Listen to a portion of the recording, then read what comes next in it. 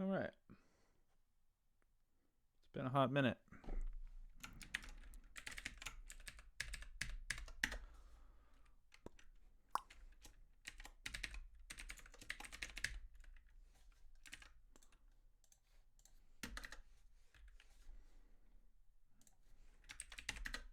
Nope.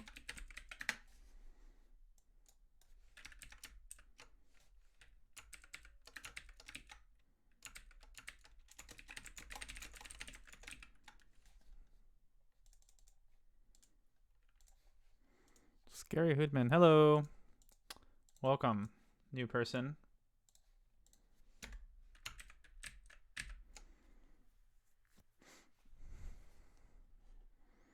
Hello, hello.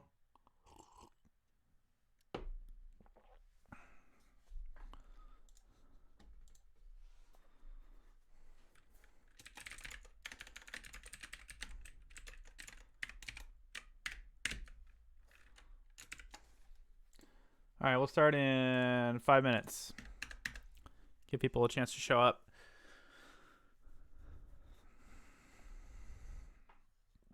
Yeah, it's been a minute. Let's see what time it is here. All right.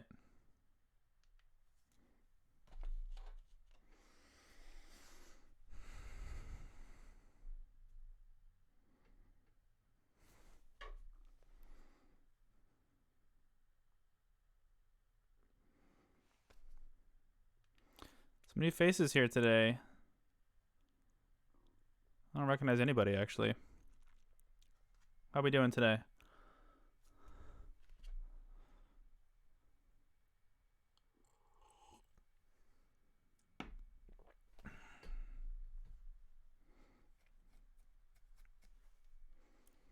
Maybe I'll type out a little agenda here.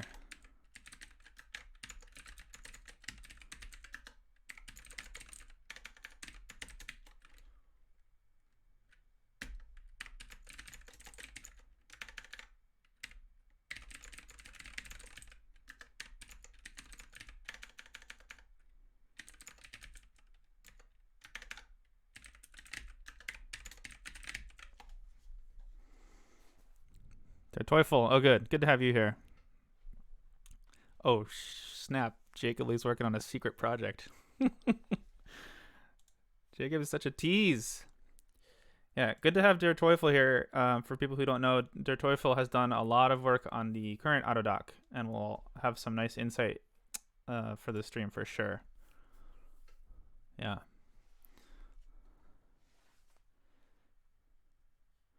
Looks like it's almost 9 a.m. in Tokyo. Ohayou gozaimasu. Nihon no minasan. Mada 日本を勉強しています。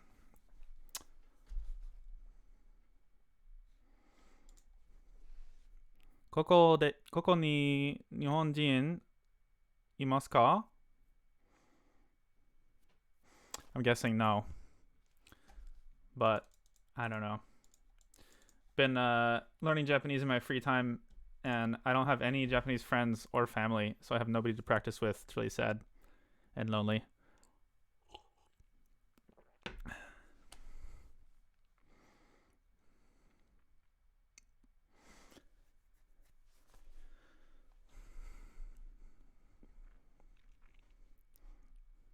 All right, everybody, your secret mission on the stream is to figure out what Jacob Lee's secret project is. Maybe we can figure it out by the end of the stream.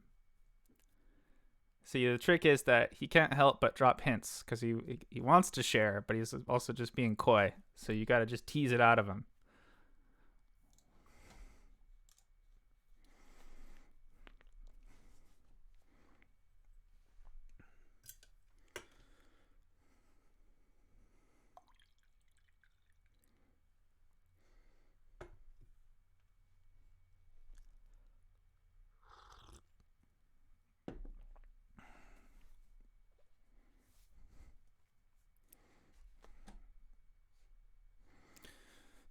Yeah, there's a local meetup group for language exchange, but the guy who runs it is like super protective of it and won't let me in to the meetup.com group and hasn't responded to my message to ask to join. I heard from some of my friends who actually met this person that they're kind of an asshole, and so I don't know. There's someone gatekeeping this language exchange meetup group from me, basically. I mean, I kind of get it. Like, they want to keep out people who aren't serious, but I've been studying for over a year now, so let me in, you know?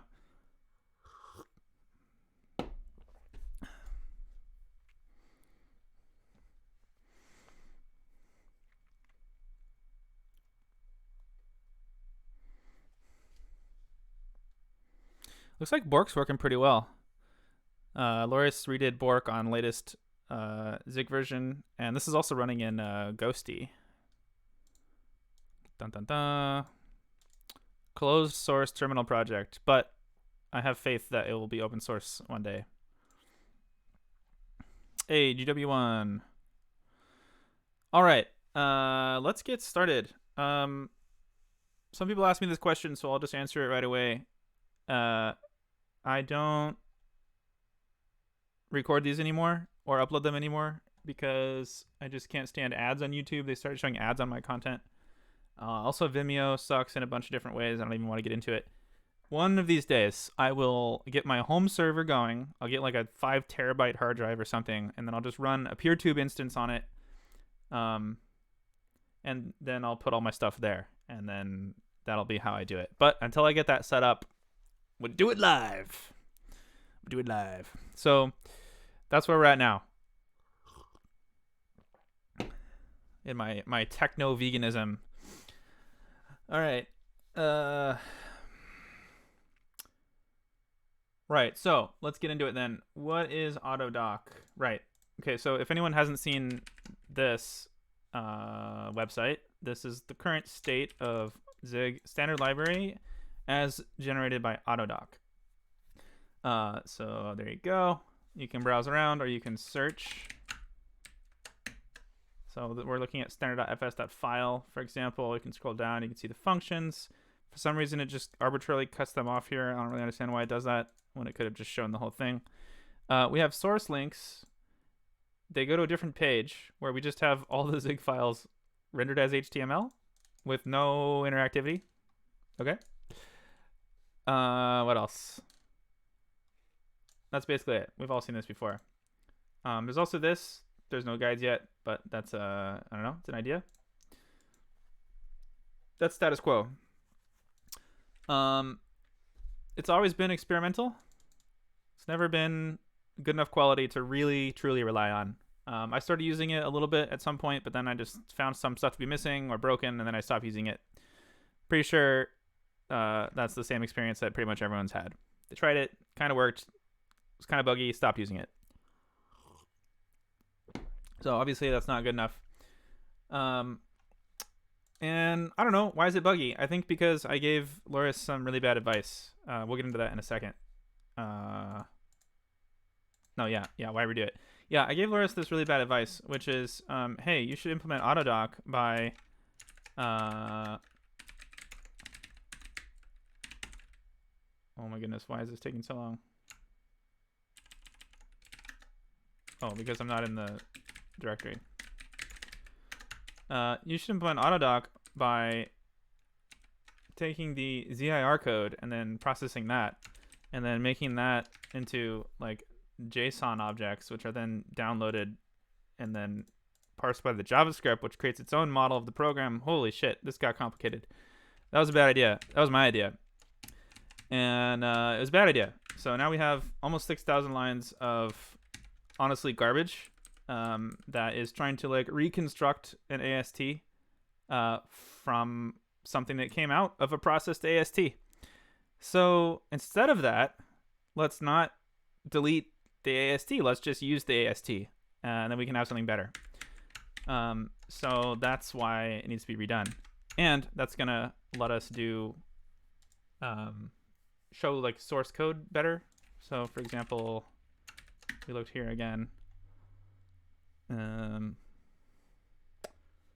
Right, so this is like not interactive. None of these are links. It's just some like why do we already have this file? Why do we need an HTML version of it? That's kind of silly. Oh boy, how do I ban this? Who knows how to use Bork? This person's gotta go. There it is. Bork ban. Flailing.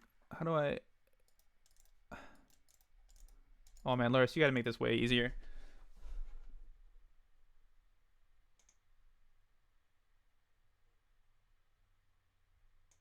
Oh jeez.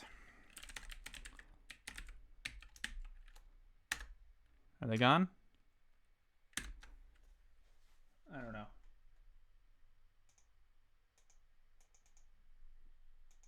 Okay, hopefully they're gone. I mean, they're not gone because I can still see the messages. God damn it.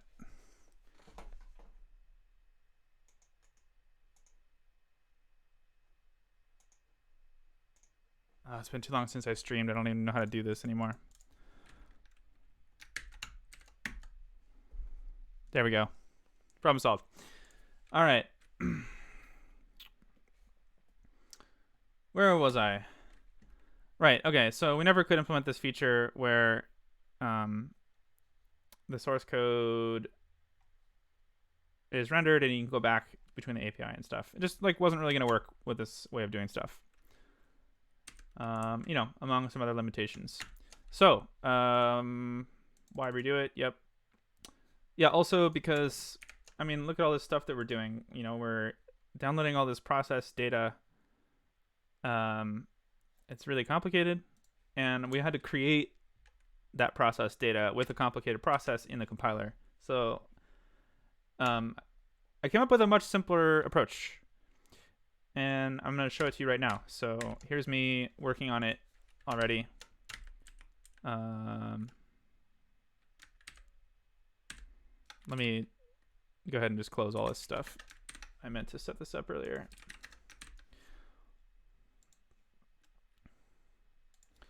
Okay, so my new Reboot project, I have it at proof of concept stage.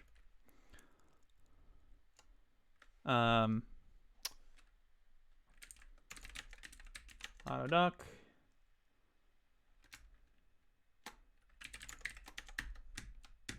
Yeah, so it's not too far along. It's going to be your standard Zig build to build it.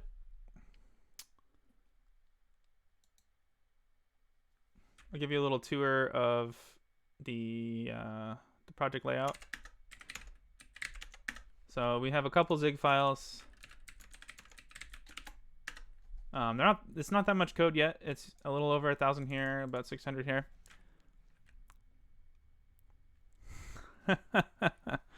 I just read Der Teufel's message.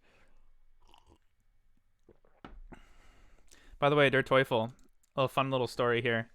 One day, I just got this random email from somebody out of the blue who was watching some of my streams, and they were really harsh. They were like, you really need to learn how to pronounce German people's names.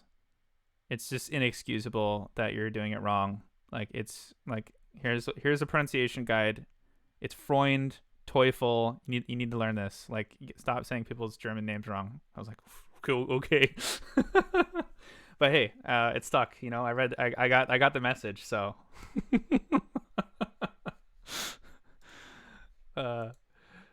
Anyway, so that's where we're at with Zig code, and then there's also these two files. So this is the entire source code of Autodoc, the Reboot. This part's going to be compiled into a WebAssembly binary. This is your HTML, and that's your. There we go. So tiny little HTML skeleton. Little bit of kind of like UI code in JavaScript. I think I found a really nice API boundary between WebAssembly and JavaScript. It's like the data model is in here, and then the UI is here. It works pretty well. It's they're kind of like tightly coupled in a sense. Well, I don't know if I would say that they are. I don't know. I think I found a nice API boundary. Where am I going with this? Okay, so let's take a look. Enough talking. So I don't have a zig build serve yet because I was trying not to shave too many acts at the same time. So I think what I'm gonna do is right. So you do zig build, that creates zig out. So that's just gonna copy these two files in verbatim. It's gonna compile the WebAssembly in here, and then this file is just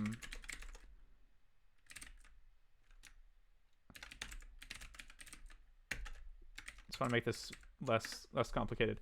It's just these three things and then this. This is just a different file, so I can swap between these two and these two.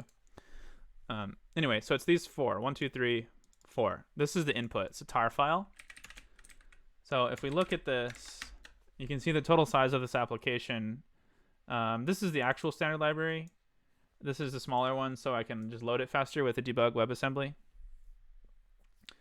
Vanilla.js. Yeah, of course, Vanilla.js. Man, Vanilla.js is so high level and powerful. It's incredible that anyone thinks they need to abstract at a higher level than that.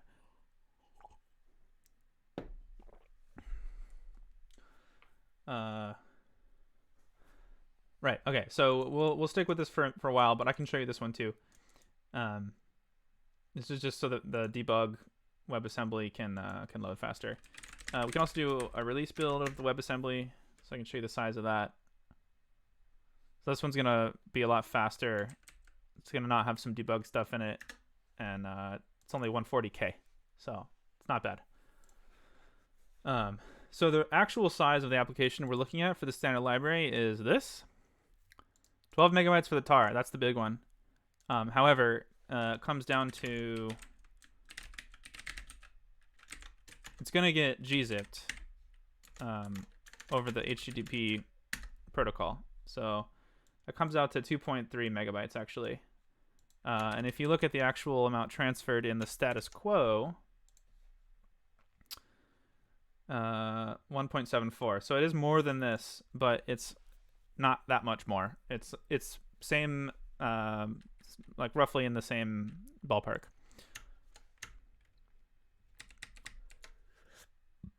Someone's asking about what's the WebAssembly for? Well, think about what's in here. So what's inside of sources.tar is, actually, I'll just extract it again.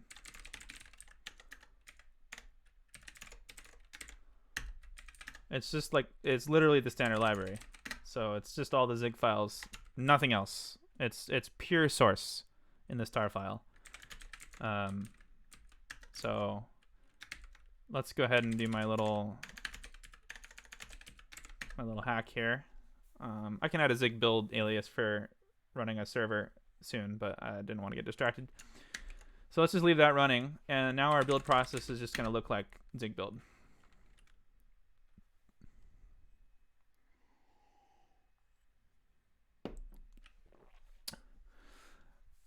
This idea won't work with the way that the system is designed, and that'll make sense shortly.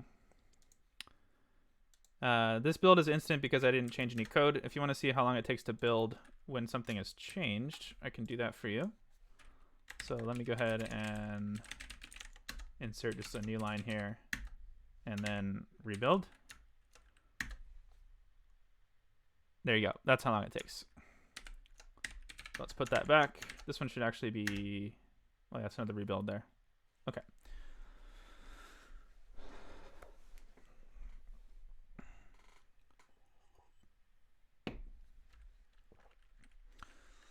All right. So let's take a look at the application then. This is the proof of concept that I have. Using Chrome. You'll see why in a second, but let's go to the home page. Okay, so I forked off from a earlier version of this site, and it's missing some of the niceties that was added since then. I needed something more low complexity to fork from. So apologies to Der Teufel for the stuff that didn't make it into this version that is good improvements from the new version. Like we'll see some stuff, but I just needed a more simple starting point. So it's basically the same thing. You can see there's some to-dos here. We'll get into that in a second. but we can go into stuff. It kind of works the same way. We can look up the same file from before. This is the thing I was going to work on. Actually, I think this is what we're going to work on today. Functions here. I have a nice idea for how to do this. But the thing that already works in this new system is source view. So I just pushed U to go to source. This one right here. I didn't add a link, so you have to use a keyboard shortcut so far. But the nice thing about source view, as you can see up here, is that it's not a different URL. It just changed the hashtag. So if I press back and forward, it's actually just re-rendering the DOM. And all these links are active. So I'm about to rework how these links work. But for example, if I click on like standard.mem, it goes to standard.mem. And for some reason, Chrome decided not to scroll up to the top, but here we are. And go to source here too, and go to, I don't know, just like standard library. So that kind of thing.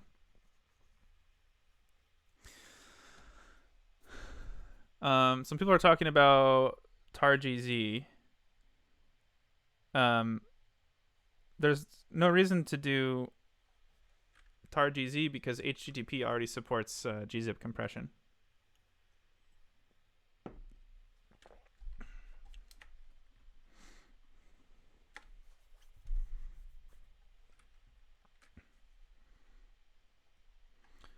I think probably this would also include too many files. Like maybe you don't want to download that file. You'd rather just download only the source code, right? Oh man, I don't know if you can see the blinking on the lights here. That's kind of annoying. I wonder what's going on with our voltage. Never mind that. Not important. Okay, so just showing off what I have done so far. I've also just done some nice stuff like the doc comments actually show up in the search. So like if I search for like deprecated, like all these, oh, I didn't implement viewing constants yet. What else can I look at? Maybe, yeah, if I click on some of these, I got to implement the view for like functions and constants and stuff. That's something we could do today. Maybe this one's implemented. Global const. No, that one's not implemented. But anyway, you can see that these search results actually show up because deprecated shows up in the doc comments, whereas here doc comments are not indexed. I don't know. Loris decided to redo my beautiful search thing. To be honest, I don't like it. So reverted.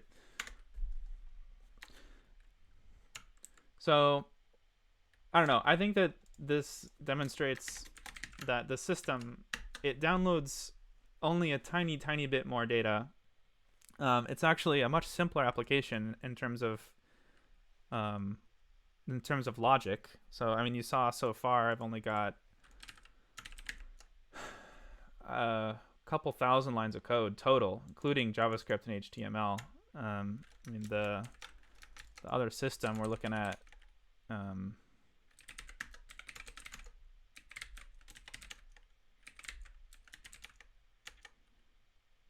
where's main.js? Lib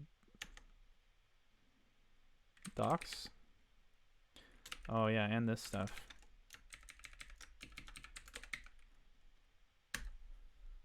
Yeah. Okay, so for the existing system, we're looking at 25,000 lines of code. For this one, we're looking at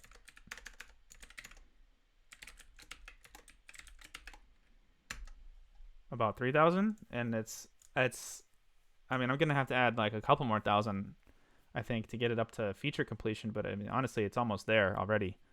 We're certainly not gonna have a common mark dependency. I was never okay with this.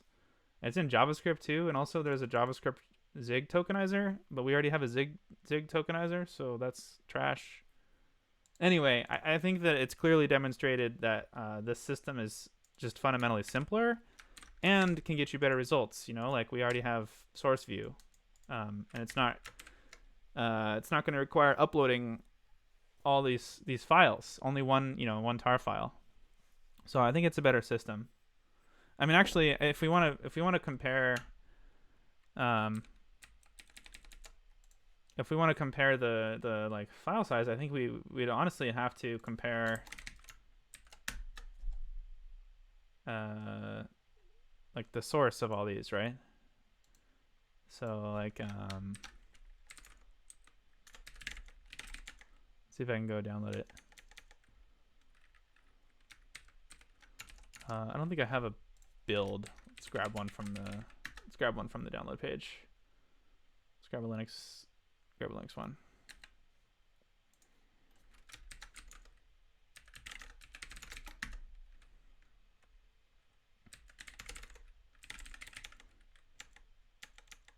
Oh boy, I guess I could have used one of these probably.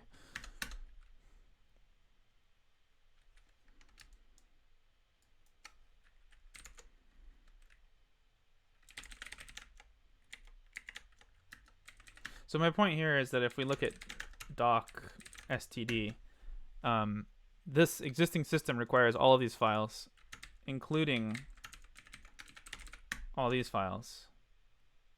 How do I find out the total size of all these? I think I just do a GUI.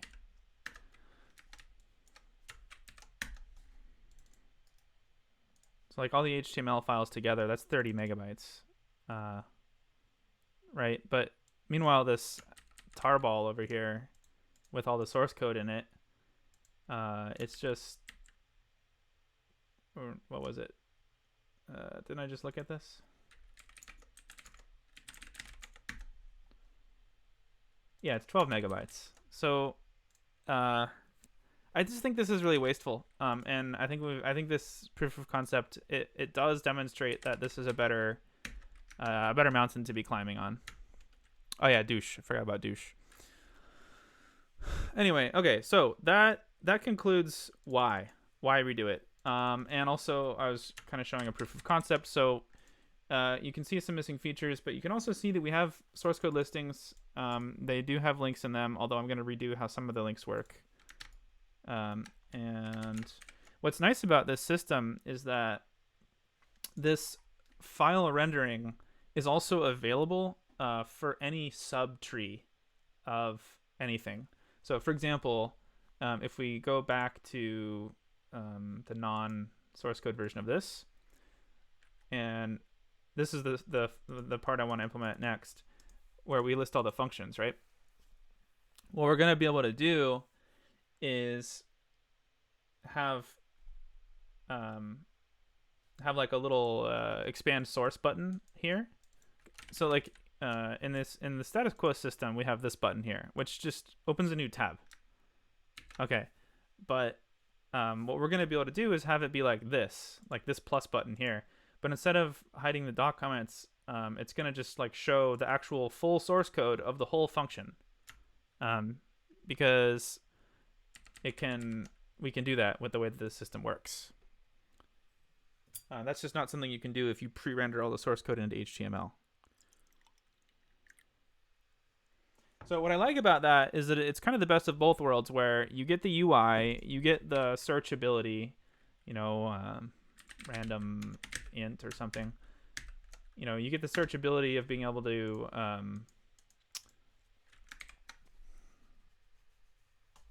you get to use a GUI, and find stuff that you're looking for. You can feel comfortable looking at browsing the docs, but then at the same time, I want to encourage people to look at the source code of functions. A lot of people read, they're disappointed that that their standard library documentation's experimental and not that good. So they're forced to go read the source, but then they think, oh, reading the source is great. The source is actually really nice. So what I want is the best of both worlds, where you do have good docs, but then also people are encouraged to press the plus sign on the function, and it just, there you go. You can just read that one function, and inside that one function, of course, it's going to call other functions probably. So then you can click on a function call in there, and it will go to the one that it's calling, and then you're kind of interacting with your code base.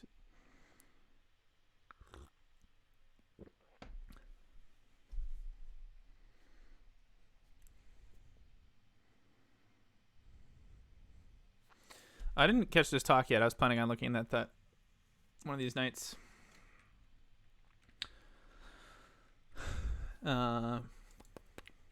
Right. So I think that basically concludes the demo.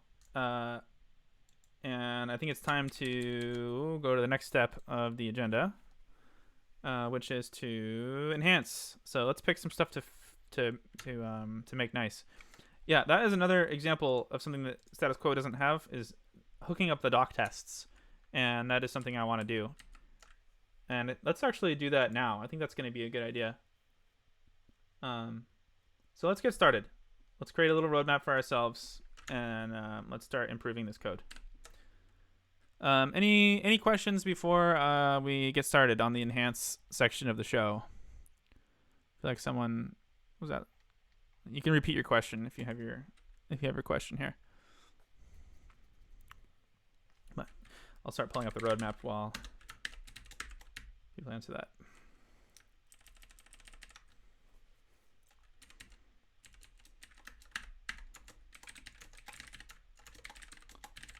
Okay, so let's grab items from here and move them up to here for today. For now, we can also invent new ones if we need to. So I think people were talking about doc tests. I think let's try and get that done. That's a nice idea. Doc tests would require implementing the function view.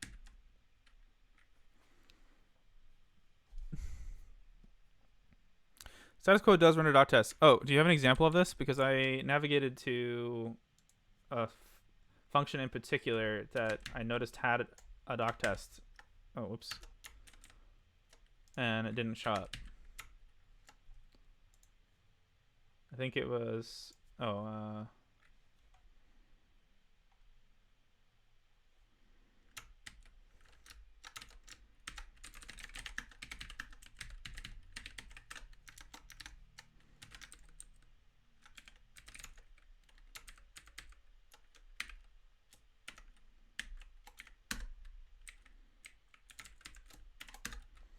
okay, so mem readint would be the one.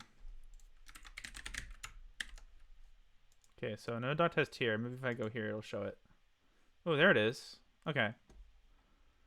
I must have looked. Okay, I think I know what happened. The example I was looking at was one of the math functions. I think it was like isNan or something.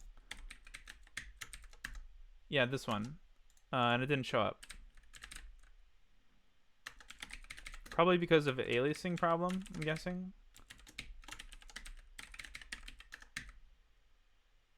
I mean, there's definitely a doc test here. And this one doesn't show up. So I saw this page and I concluded that it doesn't work.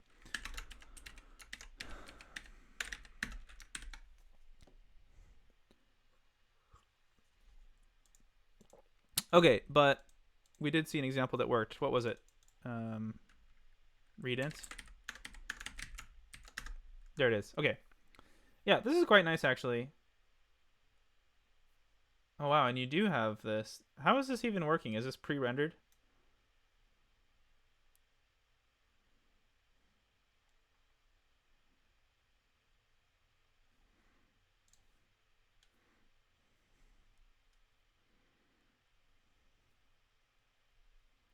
That's what you use ziglexer.js for. Oh, interesting.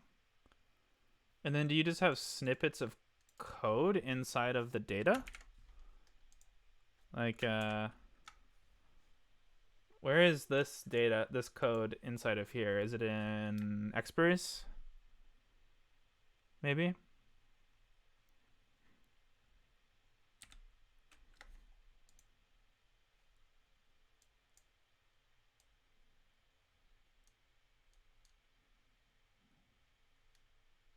Yeah, anyway, okay. Interesting.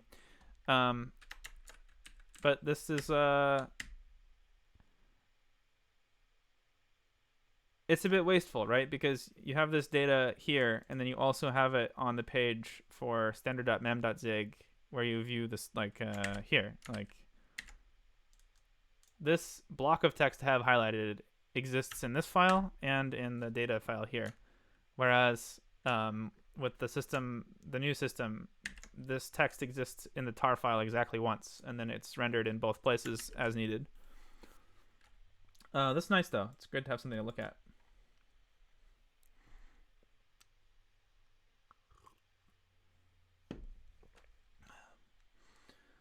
Okay.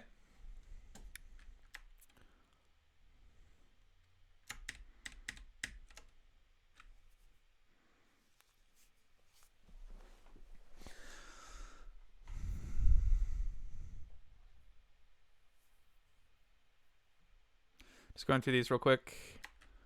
The browser be the only supported front end. Yep.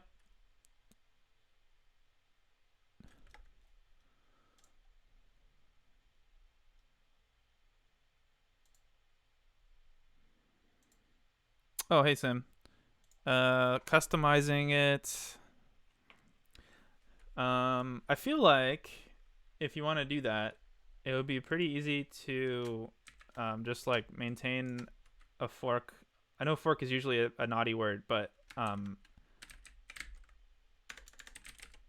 mean, if we look at this file, it's like 383 lines. It's you could imagine like a configuration file being this size or larger. So I don't know, maybe this like skeleton HTML can be your configuration file. Just change the CSS. I mean, that's kind of what you want, right? Like literally just move like the section to a different place if you want. Like it's done in the proper web dev way where the style is here and then the code is just kind of like populating the HTML. The data generation side. Right. Okay. So yeah, the part that you probably missed is that so in the previous system, the way it's let me just sorry. What the hell did I searched. Okay, so in the previous system, this is a freshly downloaded oh no. There we go. Sorry. Okay. To stop interrupting myself. In the previous system, this is kind of like what an installation looks like. You got to have all this stuff, right? And then inside of source, you had to generate these, and then also you had to generate these. That's status quo.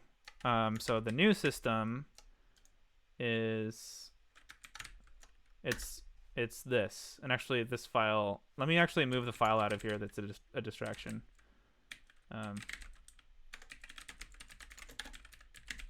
Okay. So this is what the new installation looks like. For the standard library, this is about 12 megabytes. This is a smaller one that I'm testing with since the debug WASM is slower.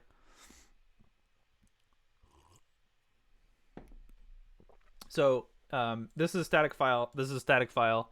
This is a static file. And then this is literally your source code tard and nothing, like no other files in there, nothing else.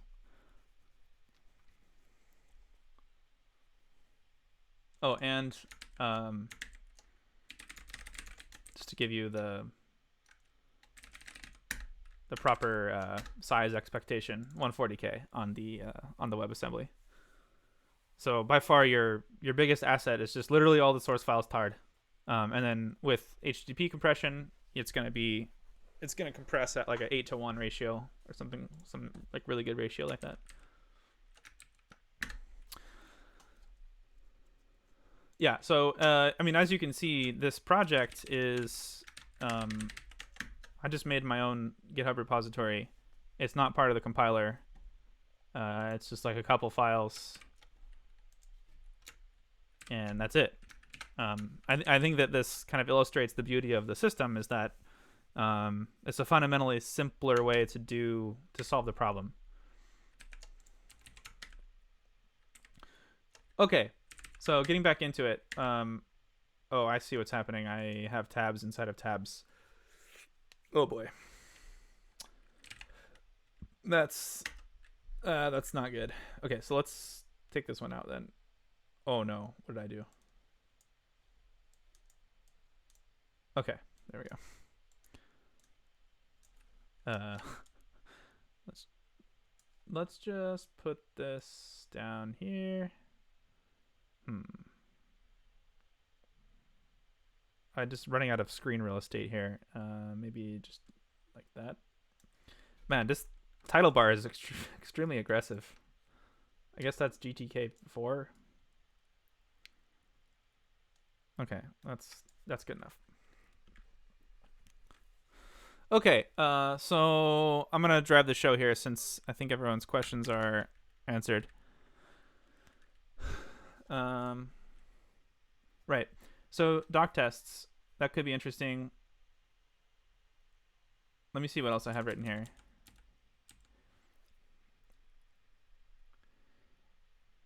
Yeah, I think I want to explore what this new system can do well, which is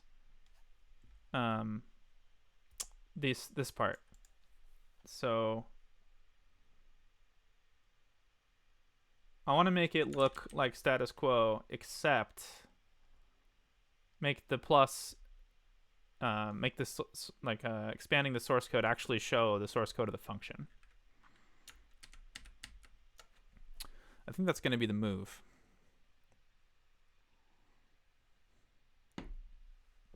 Rendering constants.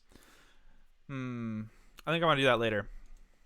I think this is the big one. Okay, so let's get to it. I think, well, first I'll show you how I can just embed the source code of the function here instead of, well, let me put it this way. I'm going to leave this crappy UI alone first. We're going to implement the expand feature, and then we're going to come back and fix up this crappy UI. So let's get started on that then. So live stream roadmap.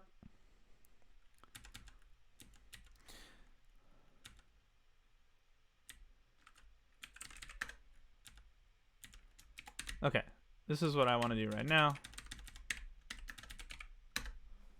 And then we'll come back to the other stuff.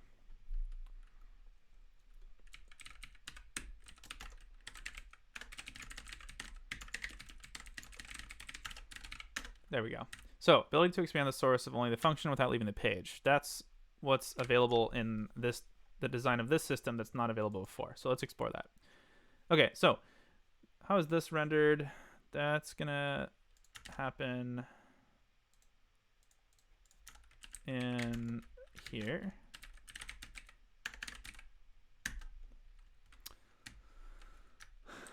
All right.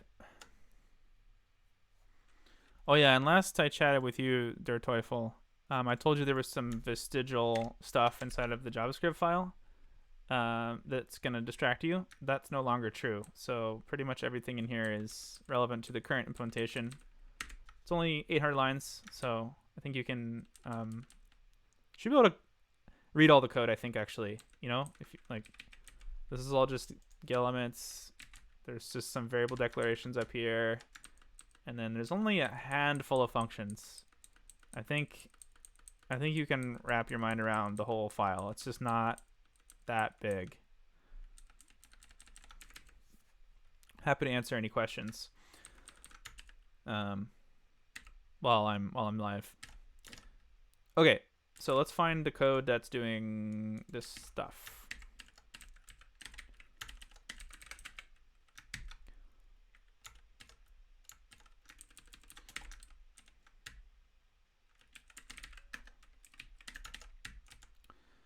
Okay, so clearly we need to be populating this list functions thing. So it's going to be the code that touches this, which is only one place. So here, we found it. Here we're inside of rendering a namespace.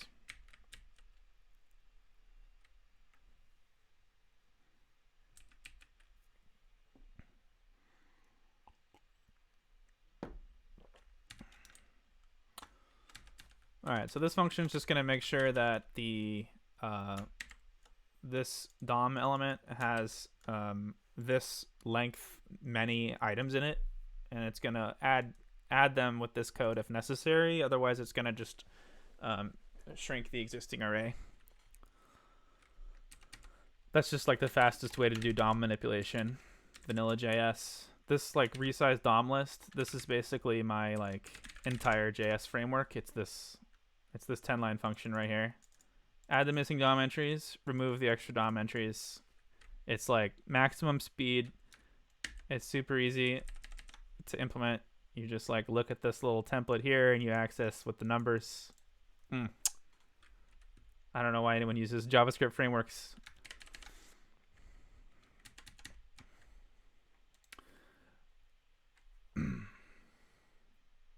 Okay, so here is where we're creating these functions here. And all I want to do is add a little button that's going to expand and collapse the source code for the function. And we're only going to render the source code lazily upon request. So I want to add like this little doohickey here. So let's go ahead and put that in. So right now this thing's using a table. So it's like name, type, which isn't even implemented, and then docs are here. I think that this way of organizing it is better. I like that better. So let's transition to that actually. That way, because I think the HTML table is kind of getting in our way.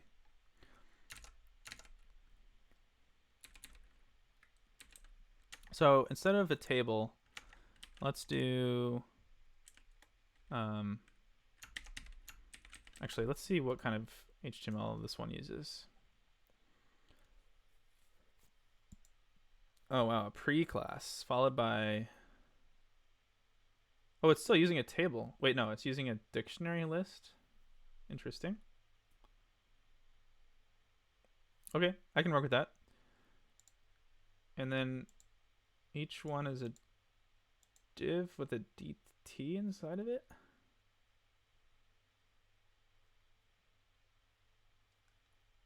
Wait. I'm confused. Div ID is... Are you supposed to put divs inside of a DL? I feel like this div is being naughty. I feel like this is like wrong HTML.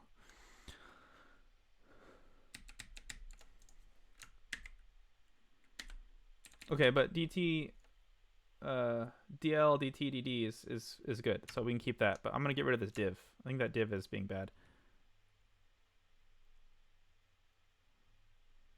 Oh, I see why they wanted it though, because, yeah, we need like a parent class that goes inside of that. The div is valid? Oh, okay. Well, let's keep it then.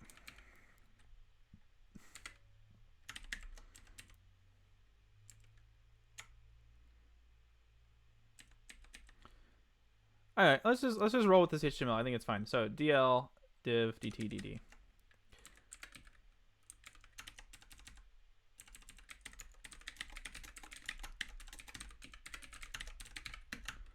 Okay, and then inside of each of those will be a div, and then inside of that will be a DT and then a DD.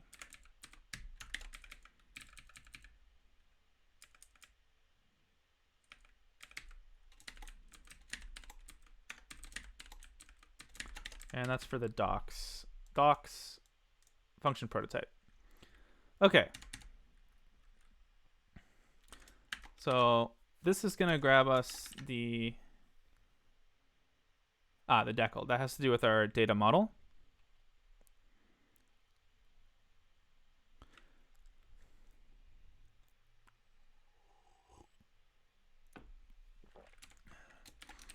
Okay, and then the children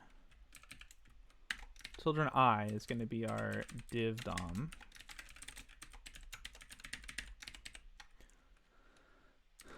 Okay, and then our DT name, this one.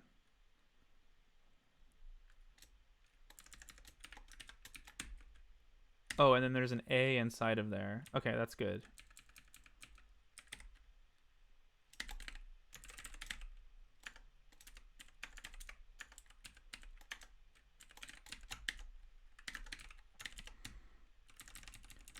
Okay, and then our div children. Next one is our DD. That's going to be docs. And then we don't have a description.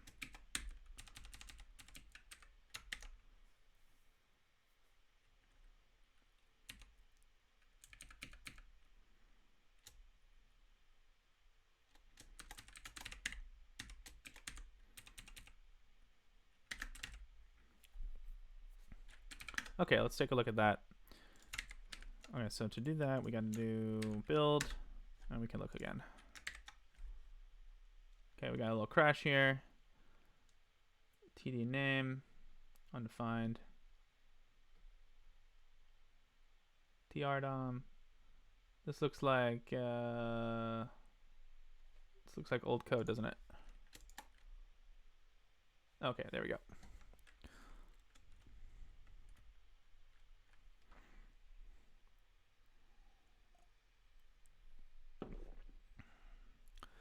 Are you asking why we can't use WebAssembly only? WebAssembly doesn't have a lot of the APIs like document object model access. Okay, so we'll fix up some of these. Like we'll make this, we'll make that look more like this. But right now I just want to implement view source. So let's put a little view source button here.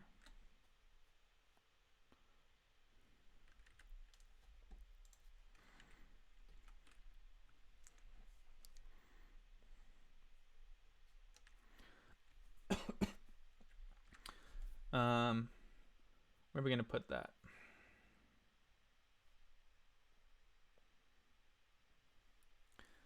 So if I click this, it's going to take me to the function view page, which I haven't implemented yet. So I need another button for source.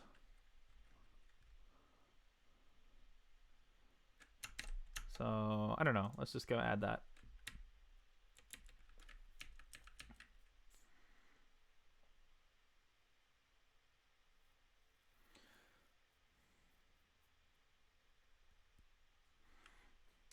So let's say I add a source button.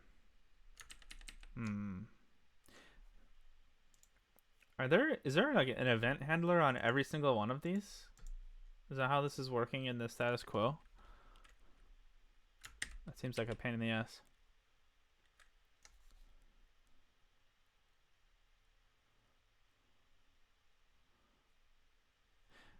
I think that's what we need though, because if it's a hash change, we don't want the hash to change. We just want the plus and minus to just do something. So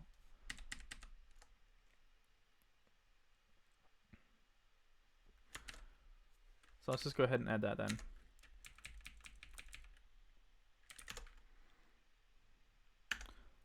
On click equals, oh, an on click. That's a good idea. Yeah, that's that'll keep it nice and simple. Toggle expand, and then you check like which DOM element the event contains. Yeah, that makes sense.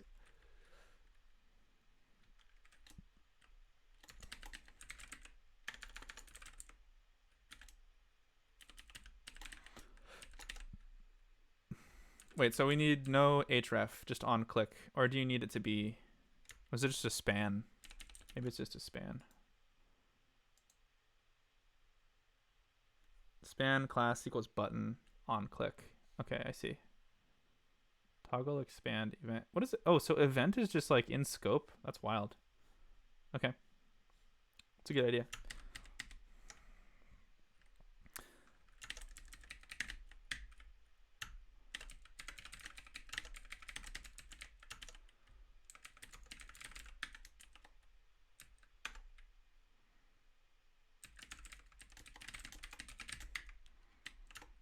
Okay, so hopefully now I'm gonna get a I'm gonna get a JavaScript error that says toggle source doesn't exist, and then I can go implement that. That'll be fun. Okay, so now event is going to have the DOM element of event.target.parent element. Right, so I need to put some kind of like indicator in here that tells which decal we're talking about.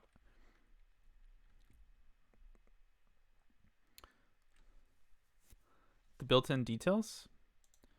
Is that going to automatically create an expand and contract thing? Because I'm going to generate the content lazily. I don't want to render the source code unless needed.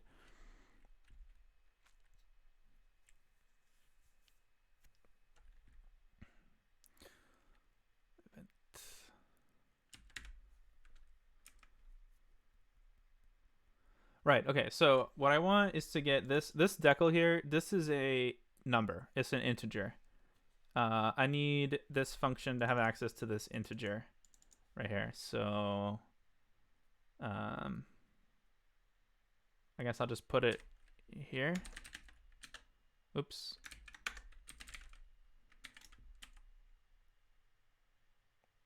I don't need to pre-populate it. I can just populate it in here. Okay, so we have the td.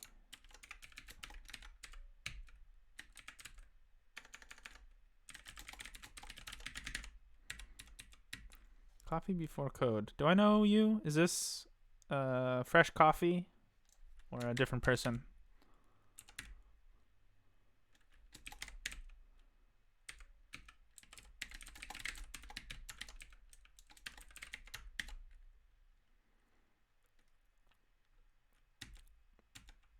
Ah, okay.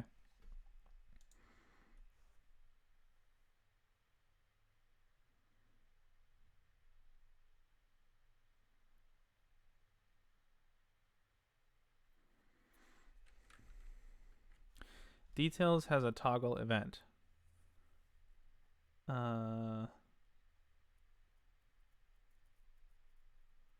Okay, I better go learn about details.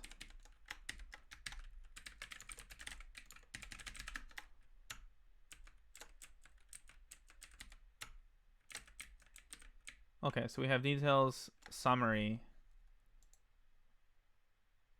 Okay. Summary, details. Something small enough to escape casual notice, such as the implementation of a function. Interesting. Okay, this does seem like the right fit. So, okay, so maybe we just put the source after, and then we listen to the toggle event and then populate it on if it's being shown. Okay. That sounds fine to me. Details, summary. Okay. So then the idea is to put it underneath each one. So would it go inside this div? It would go in the div after the DD. Okay.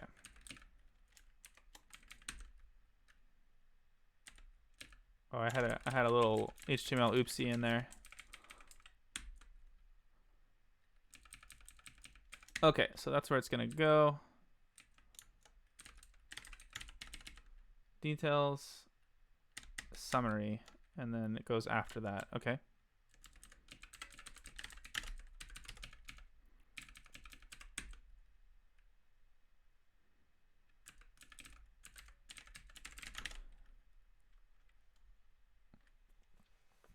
Okay, Ramus is trying to talk about something. Are we reducing load times? I don't understand the question.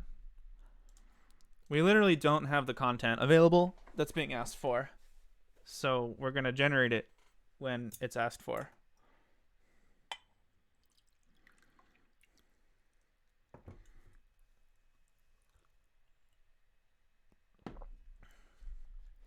Like, I could generate the content right here, but it's an intensive process. And it would actually be, I don't know. But it's not something that needs to be done unless you actually ask for it.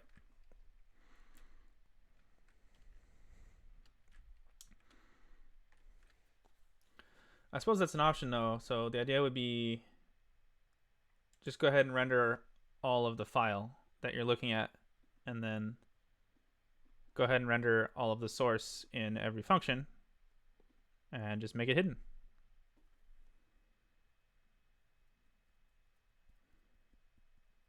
Why not? Maybe that's simpler.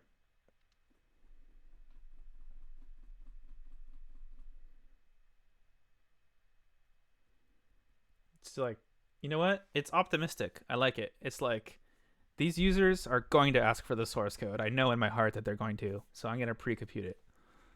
I like that. It's my optimistic documentation.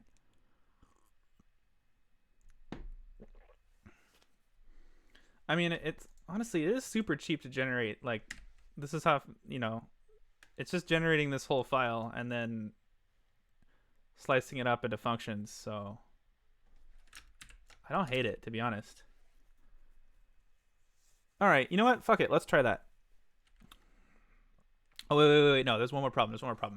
Okay, so I could render the whole file.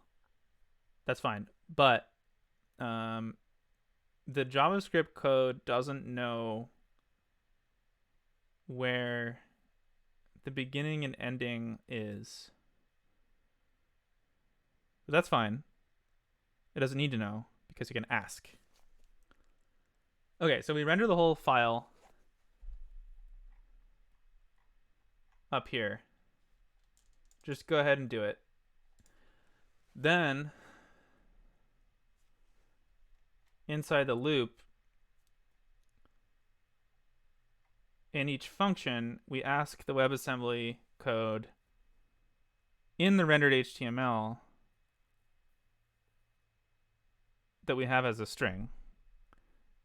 At what index does the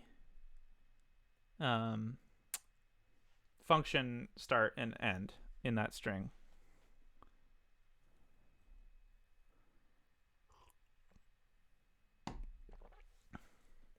And then we just put it in here.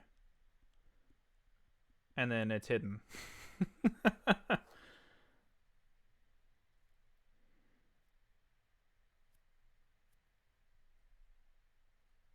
That could work. Okay, now the only problem I'm thinking of is if we convert the string to JavaScript, then we actually converting the offsets is kind of broken because it's like the UTF-8 offset doesn't really correspond to the JavaScript string offset. So I think basically we want to create like the rendered source in the WASM memory, and then we just ask for like chunks of it. So basically we call we'll be like rendered HTML source equals WASM exports dot render, I don't know, whatever the file is, file to HTML. I forget what the function is. And then we put that at the top of the function, and then down here we would just do WASM exports dot and this is going to be like an integer. It's like a pointer basically. And then we do WASM exports dot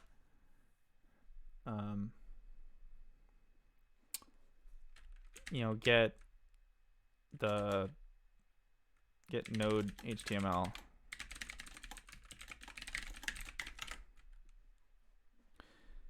Okay, and then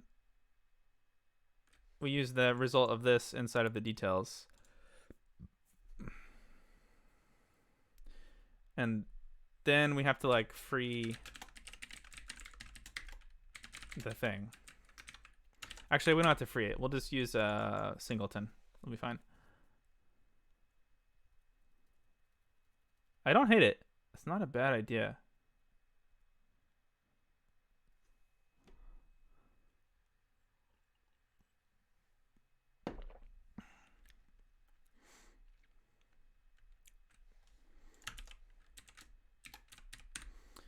Okay, I was planning on making an improvement earlier that was going to help with this though, which is to make the tree walking persistent across multiple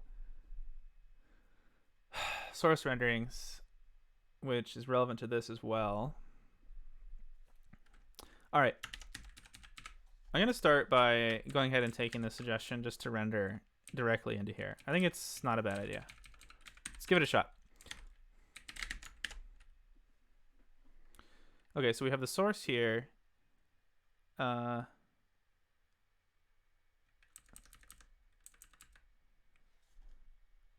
then we have to put the source is going to go like inside there.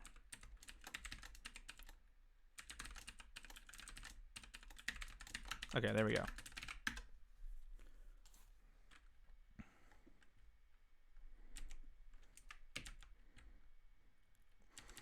Okay, so we populate the name, we populate the docs, and then we got to populate the code. So let's try and grab the DOM element for the code. You asking why are we putting it here? Because that's how it works, right there. It's in between the end of the summary and the end of the details.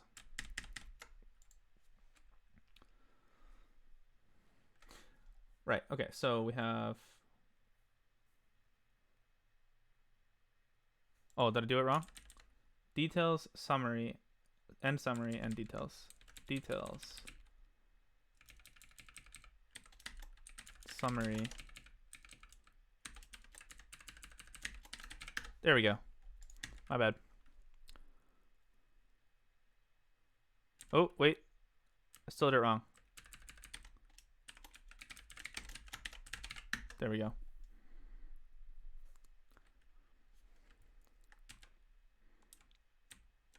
Okay. So let's grab the DOM element for here then.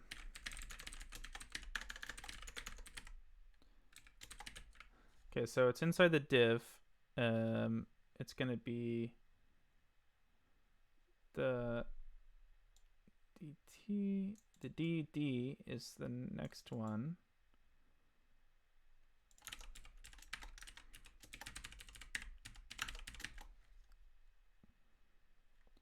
So, ooh.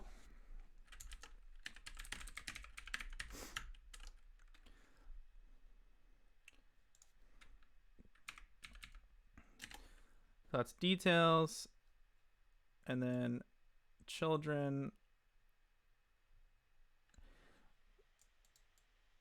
1.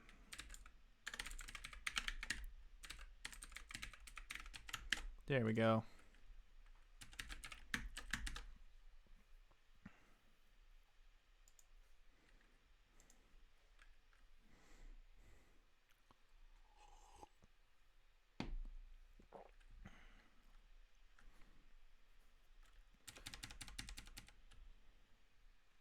Okay, now let's render some HTML into the code DOM then.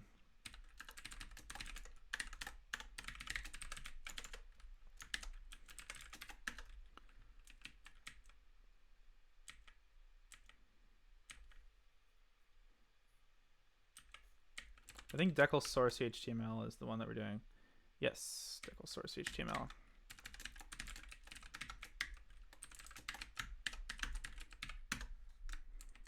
There. It's literally just one function. So let's try and build this then. Well, yeah, I just copied the JavaScript.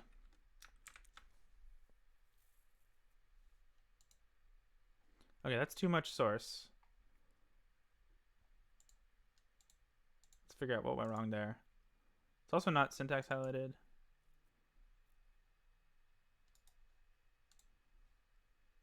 Pre-code. What is slot?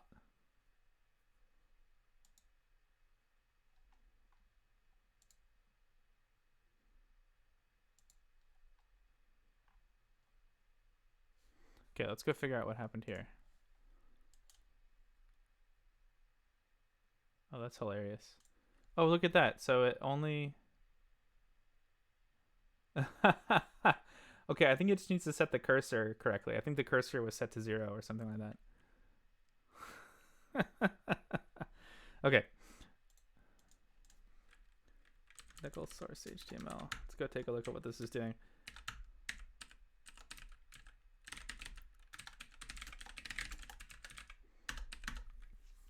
What would happen if we had a big source file generated and had a bunch of functions? It would work. I don't know. What's the question? You're asking if this is an n-squared algorithm?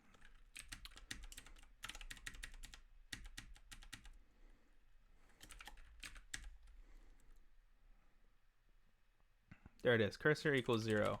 Okay, that's not correct. Cursor should be token starts start token. There we go.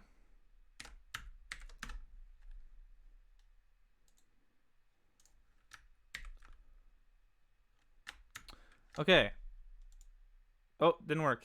Why not? Did it even get to the right function? Oh, wait. I think I know what happened. This keeps happening. I need to like hard refresh. Okay. There we go. So there it is. Needs a bit more CSS work, but you can see it works. It's running it like zero latency, like zero perceived latency in a debug WebAssembly build. So that's nice.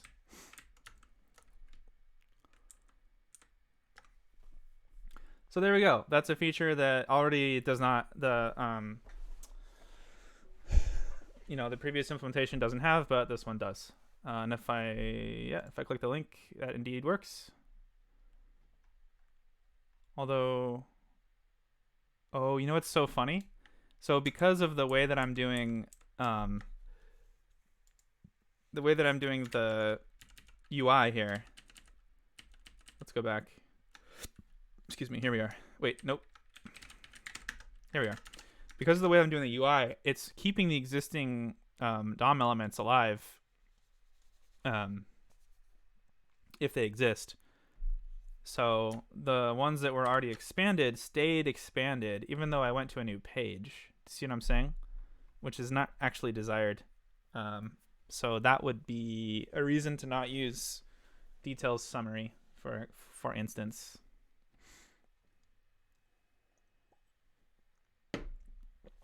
Not really sure what to do about that, because I do want it to. I went from file to file. Oh, okay. Well, let me try something different then. Oh, I deleted something. That was a bug. Okay, see, now this page is taking a while, because the answer to the question, is it using O of n squared, is yes. But it's specifically because of the walk function, which I mentioned I wanted to do rework a bit here. So this is doing a walk over the AST. So if we call this function for every function, it's going to do a walk over the AST of the file for every function, which is n squared. That's not good. So what we need to do is actually walk. This is why I was mentioning earlier we would move the source rendering to the beginning of this function, do it once, and then slice it up and just include the results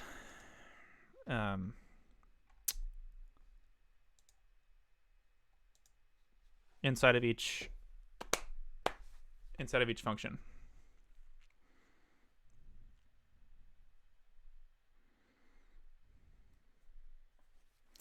Yeah, I suppose we could set false here.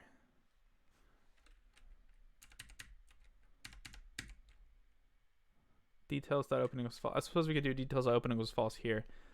But that would mean that when you go back, it also closes everything, which I guess that's fine. Yeah, that's fine. So I think this is a good start. This design looks pretty bad, but we're going to focus on functionality at this current moment. So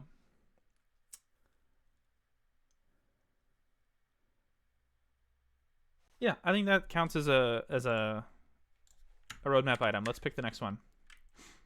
There you go. Ability to expand the source of only one function without leaving the page.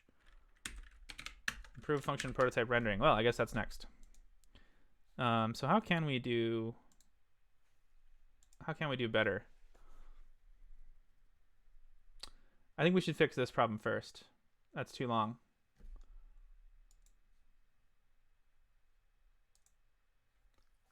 We can't be waiting around this long.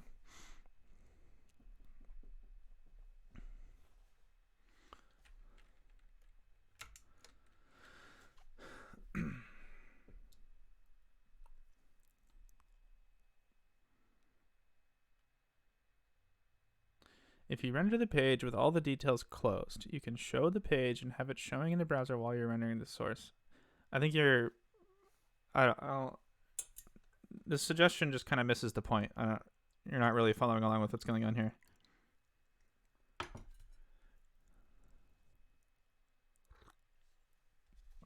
This comment doesn't understand that what's taking so long is not the DOM, but the WebAssembly walking the AST once for every function unnecessarily.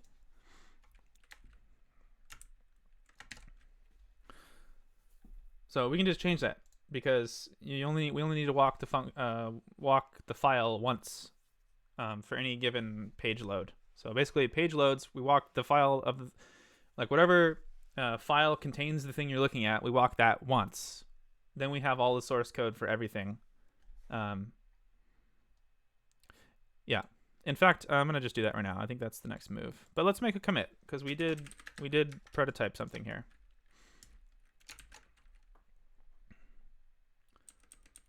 All right. So that change looks like it's good enough on its own, actually.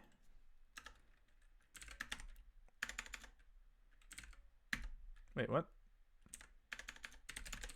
Oh, there it is.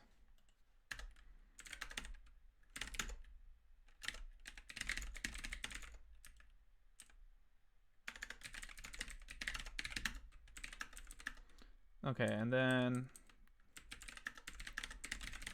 functions have a show source button, but files are being walked. Too much.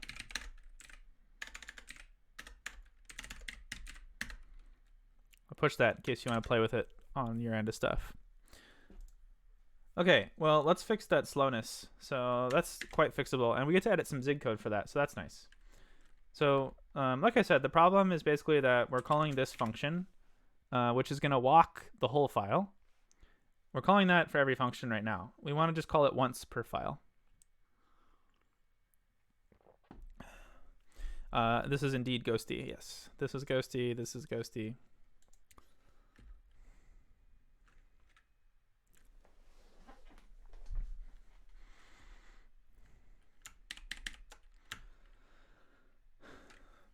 So what we need to do is we need to be able to, instead of having this walk data structure be completely enclosed inside of the source HTML function, we need to have the lifetime of this walk thing be longer and live for over multiple renderings.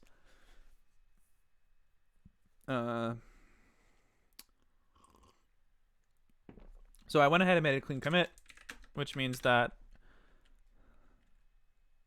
I can just start messing with stuff and not worry about it, because I can always revert what's going on. So let's decide what our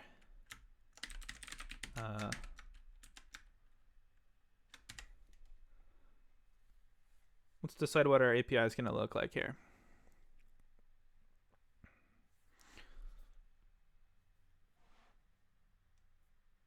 So instead of calling decal source HTML, I think we're going to call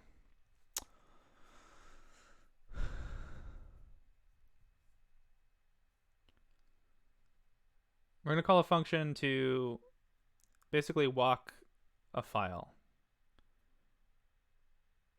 And then the decal source HTML is going to require that argument.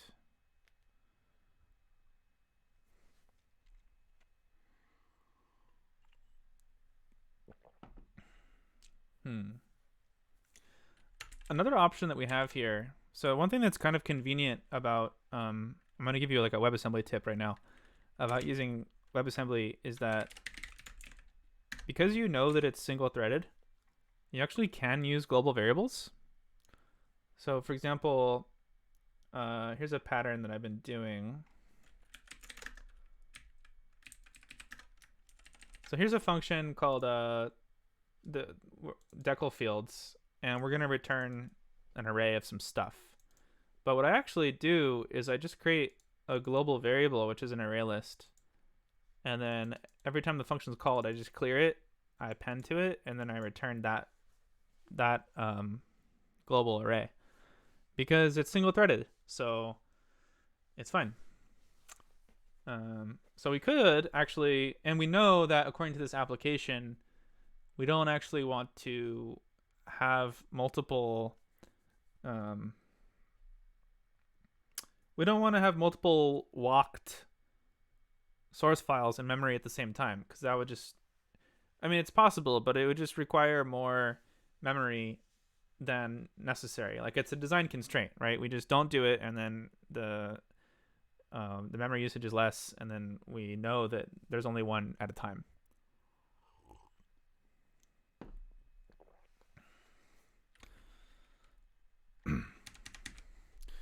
Would it be fine if the global was read-only but multi-threaded? No.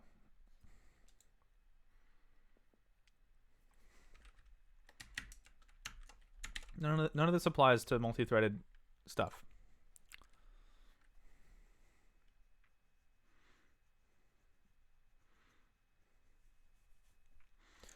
Okay.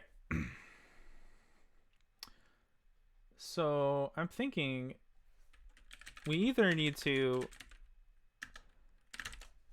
expose some kind of like we need to make the JavaScript code basically do alloc and free on these walk objects, or we need to assume that there's only one, and that will simplify the JavaScript API, but we have to make sure that that design limitation actually holds, that there's only going to be one file walked by JavaScript at any one point in time.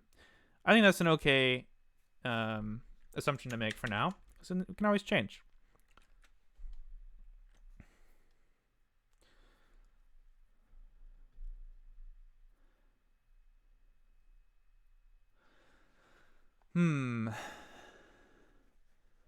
Okay. So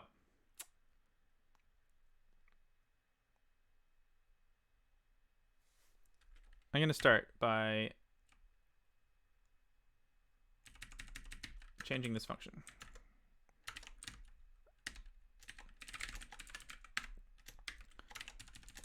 It's a very similar function, but now it requires a walk instance.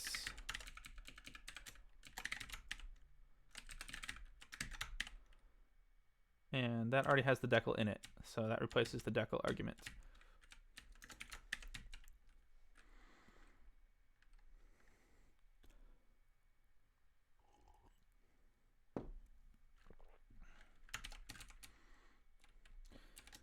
So I will delete this other function, but let's start by just kind of copying it and modifying it. Actually, you know what? Let's go all in.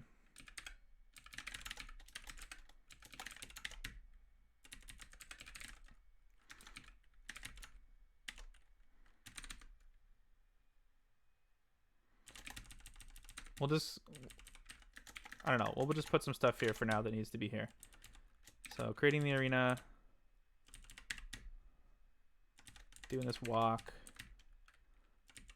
I don't know where this is going to go yet, but I know that I need this walk object in order to do this part. So let's say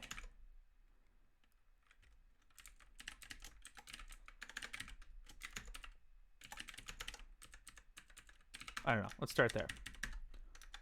Yeah, we need a decal.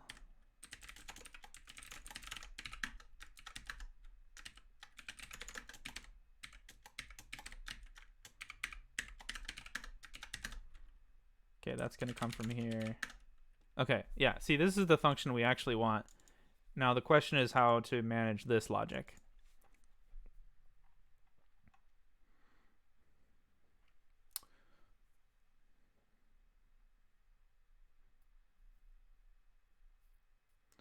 Because the problem is this cleanup here. If we make it live longer, it needs to deal with this. Okay, I'm gonna I'm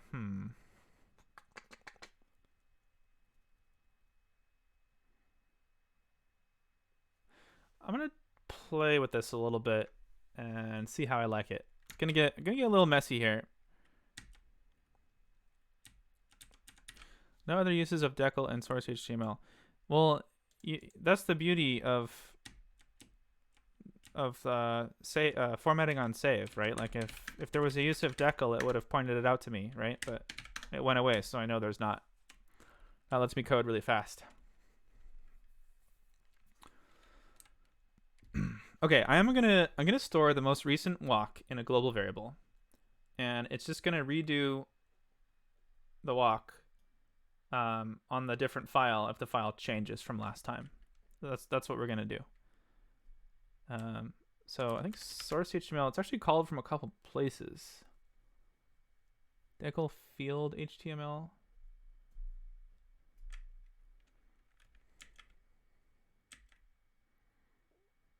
Let's call this walk source HTML, and let's call this decal source HTML. Then it can stay the same, actually. Oh wait, let's just call this source HTML. Okay, so this function is actually staying the same. We made this function, which is our nice pure one. Actually, no, it still does some global variable stuff, some shenanigans. So never mind. There's no purity here. We're gonna sin to our heart's content.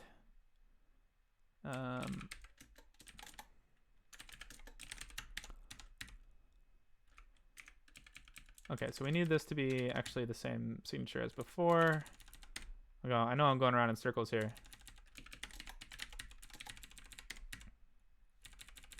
We're gonna get there. Okay, so same signature as before, except this time we're gonna have some global state.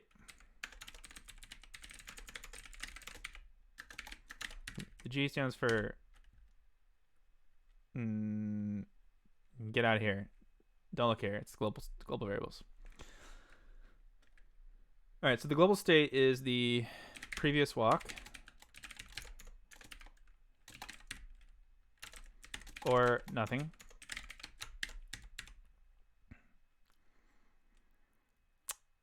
And an arena allocator for the walk. Okay, next. So the logic is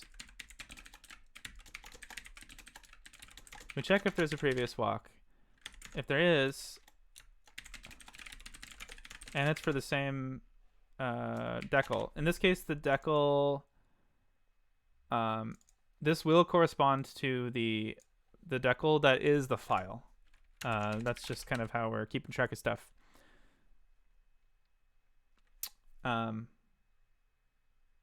I could be, I think I'll be more explicit though. I think this is more clear. So if the files are the same, which is what the walk is about.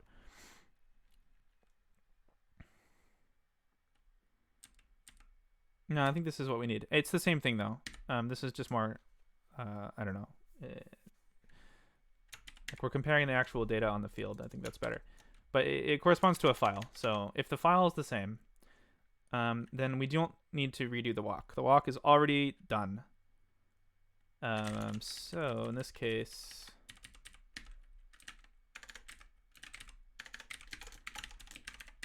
we're going to break, aka go to.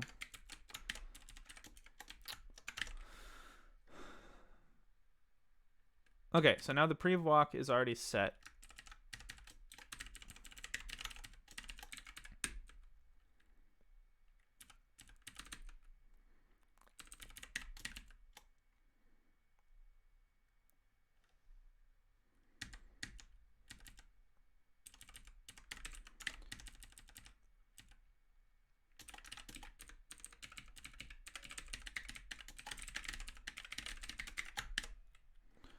In Zig, when you create a struct like this in a function, is it preserved across calls? These are global variables. This is a struct. These are just global variables inside of a struct. This is almost always a bug if you're not writing WebAssembly.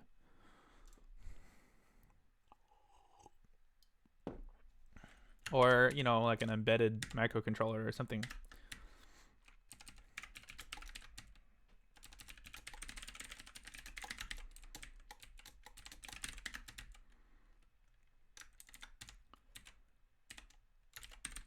Rewalk. Okay, so we deinit there.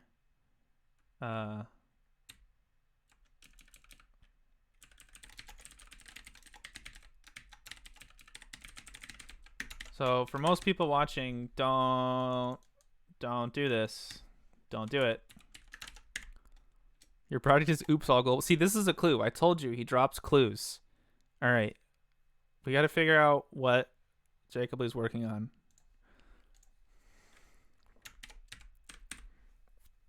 I think it's an embedded project.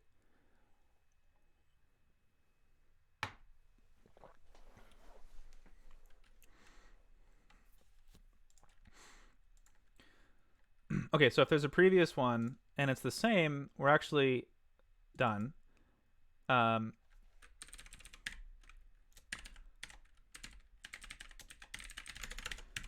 If there's an existing one but it's not the same, we have to deinitialize the arena.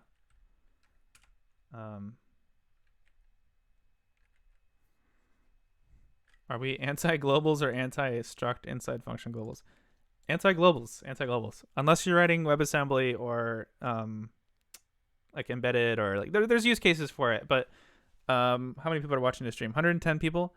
I bet there's like maybe one who it's actually okay for their use case, and it's this person right here.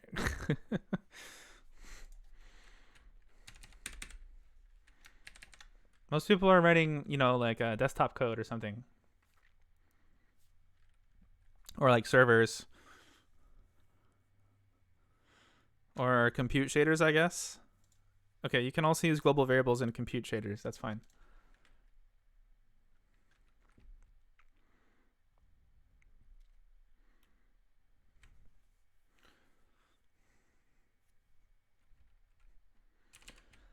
Okay, all right. Let me just get this logic right. So, okay, if there's a previous walk and it's the same decal, then we're done.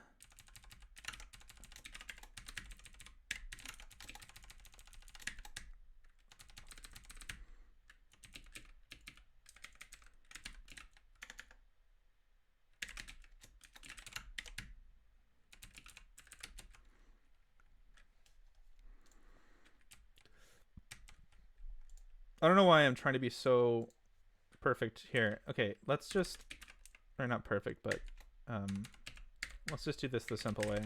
There we go. Tail calls for the win.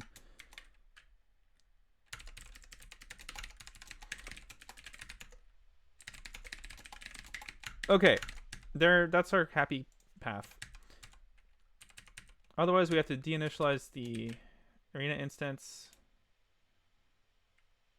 Okay, and then we have to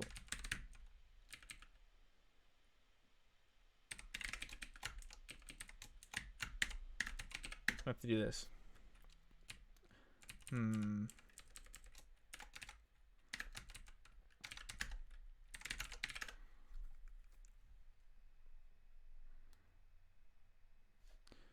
Okay, let's get stage 3 ghost unconfused. This G here, I could literally just put this out here. It would be the same. Does it make sense now? Well, now I have shadowing, so that's why I was doing that.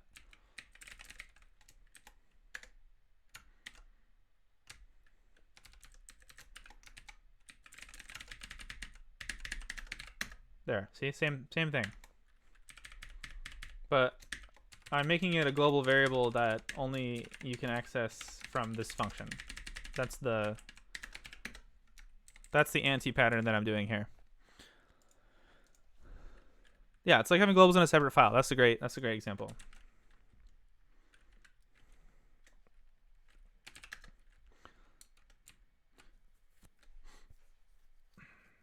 Okay, so we have to redo the walk in this case, and then we have to call the function again. Okay.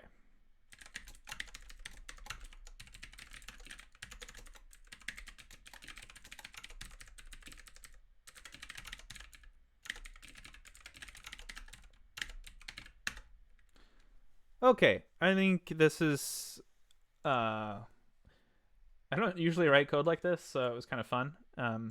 Let's give it a try. Let's make that a little bigger. Okay, 696. Ooh, that's a double pointer there. Oh, I see what's happening here. Right. Okay, so now I'm taking this as a parameter. So I need to not take the address of it again.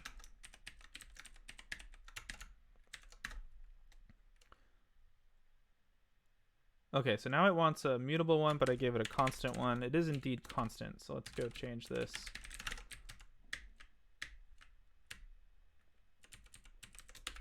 I think this one also should be const. 787. Oh. Oh, 79. Okay, so we're returning invalid token here. Okay, let's just not try to add an error set there. Okay, 552 says same problem. Okay, I got a little aggressive with my explicit error sets here. Okay, we have a build. Let's give it a try. So we're expecting to see the same thing, just load faster. So let's go look at our friend mem. Still taking a long time. Let's put some checks in to make sure that it's actually only doing the walk once.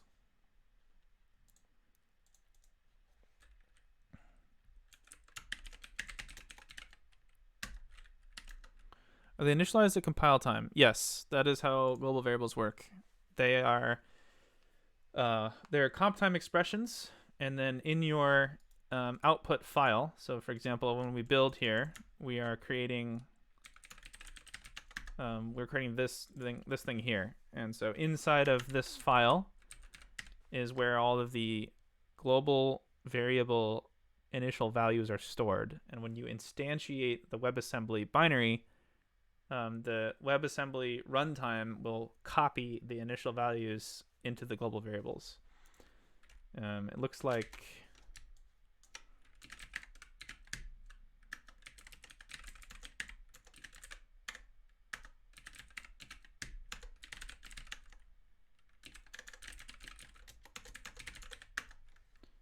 let's see if I can find it.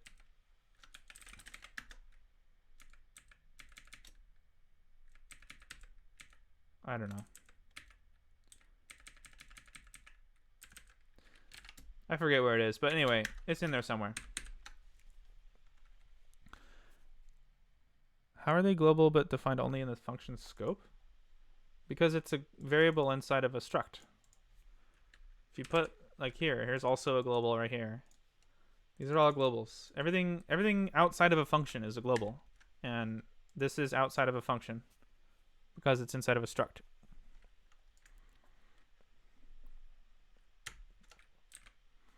Global constants are fine. Good, even. Global variables is the problem. That's what you got to watch out for. Global state. Constants do not count as state. Okay. What was I doing?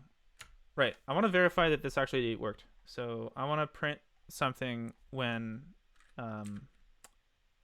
it has to rewalk. So let's do that.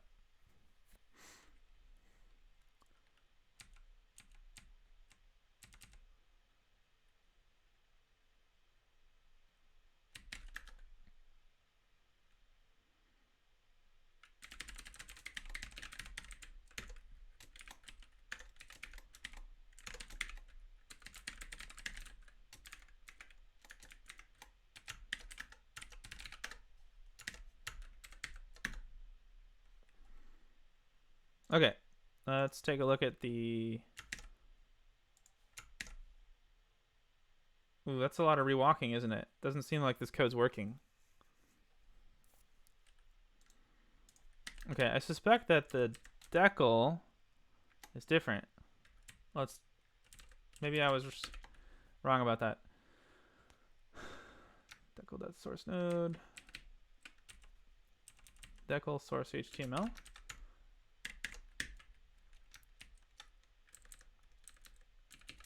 Oh yeah, it is different, isn't it? Okay, so let's find out what we're doing with decal, because I made a bad assumption here. Would it be possible to have a one-time assigned global constant? That is called a global variable. Nice try.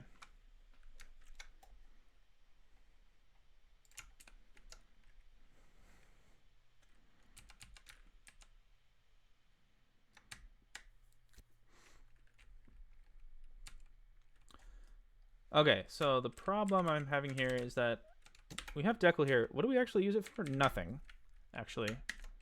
Okay, so why do we set it then? I'm gonna try deleting that.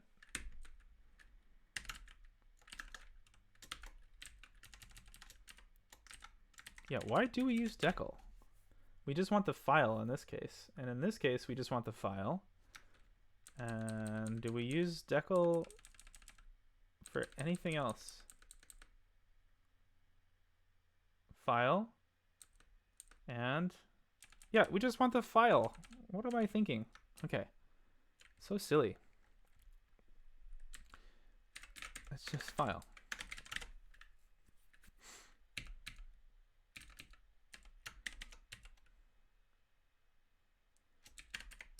In fact, let's put this in the file namespace.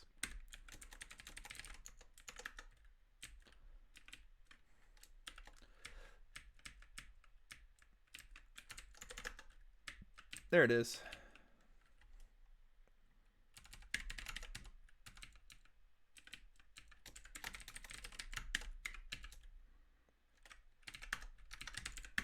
Okay, so now this is going to make more sense. If the previous walk's file is the same, there we go. Now let's see, this is starting to make more sense. File.path, file equals file. Why are we even storing the AST? We just need the file, right? I don't know. Maybe it's it thinks it's going to look it up faster or something. Okay, whatever. Okay, so now walk source HTML.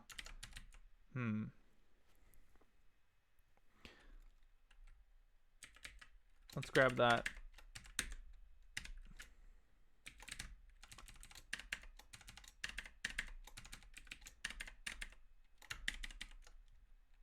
I feel like this maybe should go inside of the walk namespace, but I'm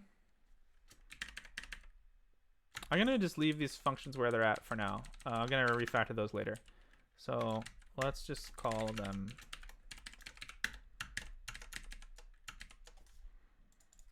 oops, where's my builder? There it is. Okay. So 244. Oh, right. Okay, so there's the call sites of source HTML need to be updated. Now it takes a file. Okay, so decal.file.source HTML. There we go.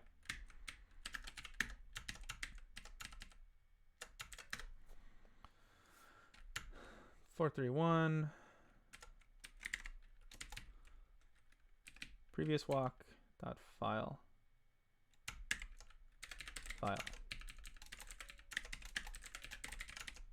index.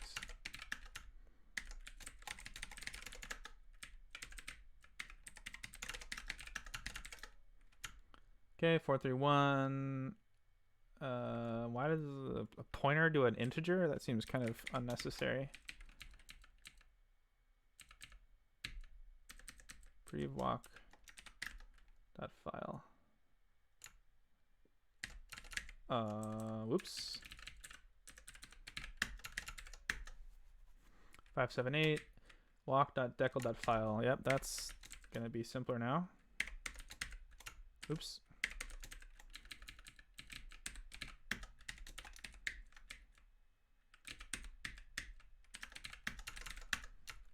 Okay, we have a build.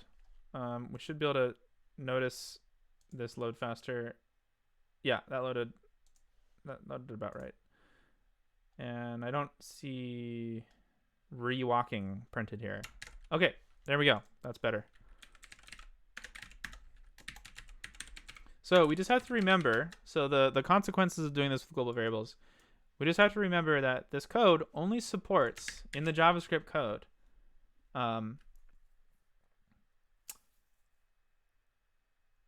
well, actually, the JavaScript code is single-threaded, so it hardly matters. We have to remember that if we ping-pong between different, like rendering source code from different files, it's going to be slow, basically. But since our pattern is to not do that, then everything's fine. And we have this source thing implemented, so no problem. I think this is pretty nice. I'm already like pretty happy with this. Although how it looks can be much improved.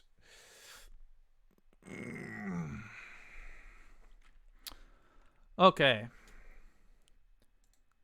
Now that we accomplished 2 enhancements, I feel like we actually got to the end of this agenda. Like, we did all this stuff. We did 1 enhance. We did a 2nd enhancement. So I don't know. How you all doing? Looks like we're at 1 hour 50 minutes. Did some web dev. We kind of got to see everything. We got to see JavaScript changes. We got to see Zig changes. Saw some HTML changes. The only thing we didn't do was CSS changes. So let's talk. What are we? How are we feeling about this right now? What's going on?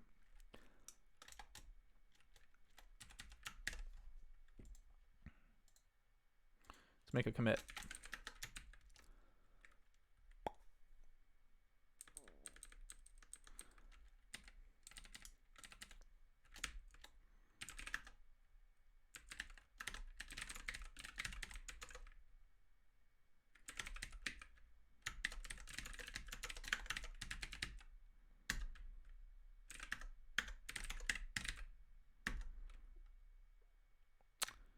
Dynamitors here. Hello. All right, let's see what's the chat.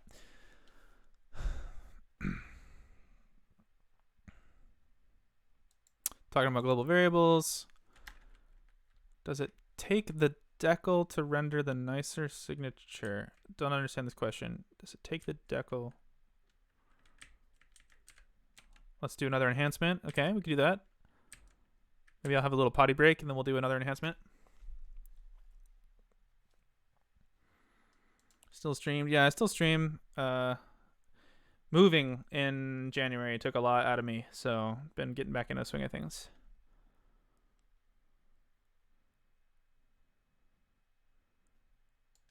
Doc tests goal. Doc tests. Yes. Okay. I mean, I think I kind of accomplished what I wanted to on the stream. I mean, I will add doc tests, but this, I feel like we kind of see it working.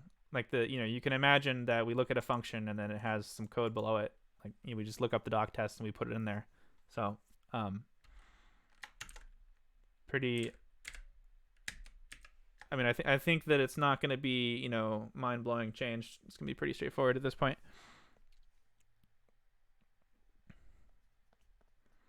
Could you potentially throw ZLS and a compiler in there and an editor playground that runs locally in WebAssembly?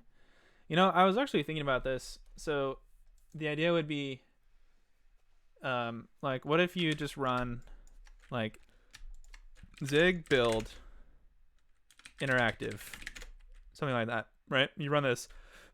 That doesn't work. But what if you did that? It popped open a browser window, and then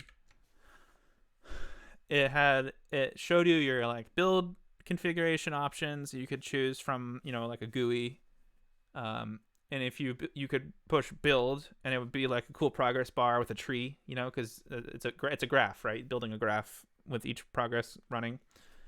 It could show you a code editor. It could open up a connection to the compiler and run the compiler for you, and then there could be a channel of the compiler talking to the editor. I don't know. I think it could be a pretty neat idea. I was thinking that a lot of the components that make this idea like bloated or complicated are things that are actually planned. So, like, for example, we plan to have a compiler server, right, that serves information about the compilation to a client. That's hard. That's a complicated piece of machinery. That is planned. My point is that slapping a user interface on top of that, like a little web UI, it's actually kind of thin. It's not actually all that much more to ask. So I don't know. I was thinking it could be pretty interesting. At least it would be. Here's one thing it would accomplish. Here's one reason why I think it might be a good idea. Maybe we don't go full, IDE in the browser. That's a lot. But let's say that we implement some like pretty advanced refactoring tools in the compiler server that Microsoft's language server protocol does not support. So maybe it's a thing that lets you like extract a function out of another function, or it lets you do like, I don't know, like a SQL-esque like DSL for refactoring your code to make like massive change sets across like a big code base based on some like type system rules. Like if I call a function that has this type in one of the parameters, then then like change it to calling this other function with different parameters or something, like and you can maybe like do stuff based on the types. So like maybe you're trying to do like a big refactor across like like a a million line code base. You could take 30 minutes to craft this query, run it, and then have it create your massive patch for you, and you'd know that it was a disciplined change. Anyway, my point is, what if we have a feature like that in the compiler protocol, the compiler server? Well, people who used VS Code or whatever, or Vim, would never find out about it because it's not exposed by that protocol. So the idea would be, if we did have just like a simple browser-based user interface to the compiler that's just like a thin layer on top of what we already plan to expose, it would at least be a way that we could show people what's possible, right? You'd be able to use that feature, that powerful refactoring feature, in that browser UI, and so at least it will get some visibility. At least we'll be able to create these advanced refactoring features that can be used, and then when people start using them, they're like, oh wow, I actually really like this. Now there's pressure, to figure out how to get those features into the other editors. You see what I mean? So that's kind of my idea for why it might be a good idea to explore that possibility. It's at least like you create these proof of concepts that help some of these big ideas actually like, get out there.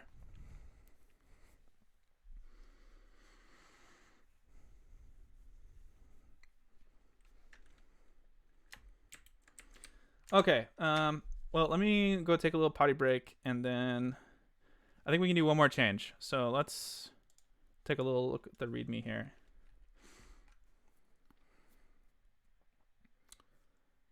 Function prototype rendering. Okay, so we could just work on the CSS, of here. That, honestly, is the next thing I should do. I don't know how interesting that's going to be to do on stream, but I don't feel like it. We're going to do something else. Doc tests, aliasing. This is like improving. Like you saw that we have links here. Some of them are wrong though. Like those are correct actually. But well, some of them it just can't figure out. Like on this one, you can see it's linking to n4.cpu.arch.endian. N4 means like the node, AST node number 4.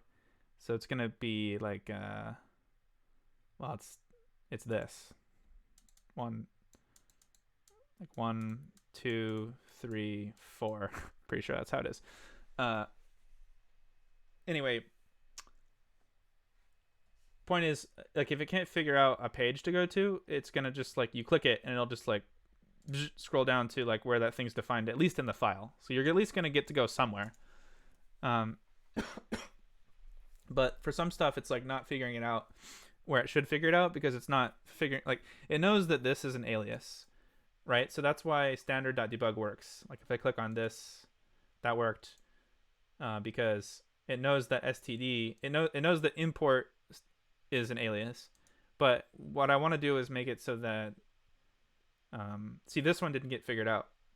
If I click this one, 404, well, but it's gonna, that would just link to this, sorry, that would have just linked to here in the file. But actually, if we implement aliasing support for this, for this pattern, a field access, then it will be able to actually just properly link this. So more aliasing support. It's quite possible. It's just not done. So that's what these two roadmap items are for. Ooh, stop stumbling over my words today.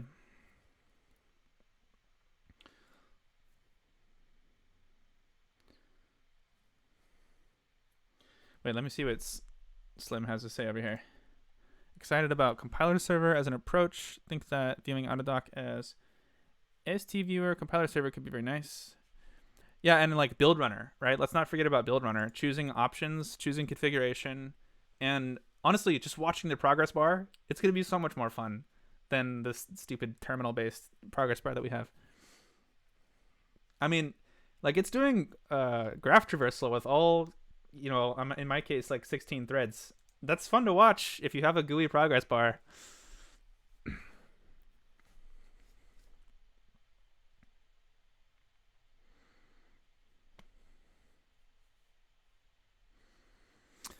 All right. What are we going to do after my potty break? Source view. Okay, let's go ahead and just implement some more views, right? Because it's getting kind of annoying when I click on stuff and then it's just not working, right? So, for example, did that work? Oh, it's a 404. Okay. Like a function view, I think. So let's make like this work right here. Chmod. Oh wait, no, better one. What was it? Read int. There we go. Let's get this page working. mem.readint. Okay, there we go. So potty break, and then we'll implement one new rendering function page, and then we're gonna call it. All right, sound good? Okay, give me. We're gonna take a 15-minute break. It's gonna be PP and T time. All right, see you in 15 minutes. Okay. All right. Do people usually turn the stream off when they do a 15-minute break, or they just show a chair? I have no idea.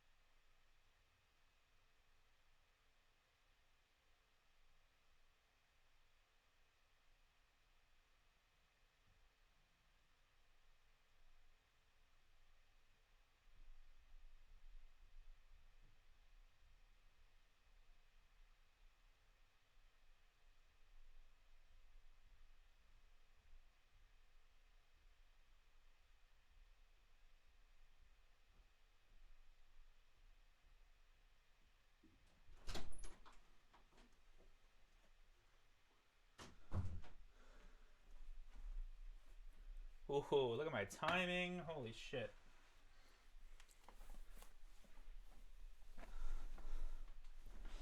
All right.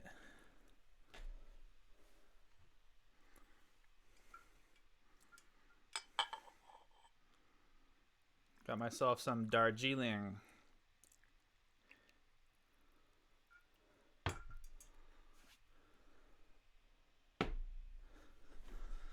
All right. Hey, welcome back, everyone. Dang, still above 100 people watching after a potty break. That's quite some dedication. Okay. What were we going to do? I think it's like tea time and then said enhance. Okay, I think we're on this part right here now. Right, okay, so I decided let's go ahead and implement this page right here. Basically, we already have a pretty good looking page on existing Autodocs. This is kind of weird. What's weird about this is that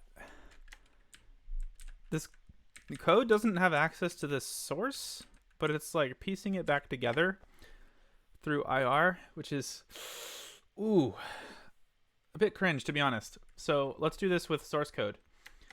Yeah, and this part looks great though. I like that. So let's make that work. But we already kind of have that, so. All right. Let's see what it looks like to do that with this system. This is what we're up to right now. And we have a clean slate? We do. Great. Wait, how does that not register me changing the README? Is that what it was before? Incredible. Okay.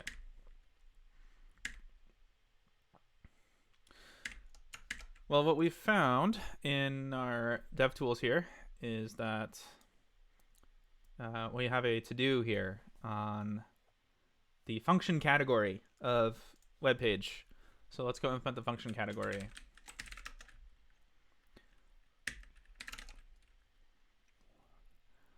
Almost tempted to use TypeScript to get, types, but resisted urge to complicate the build process.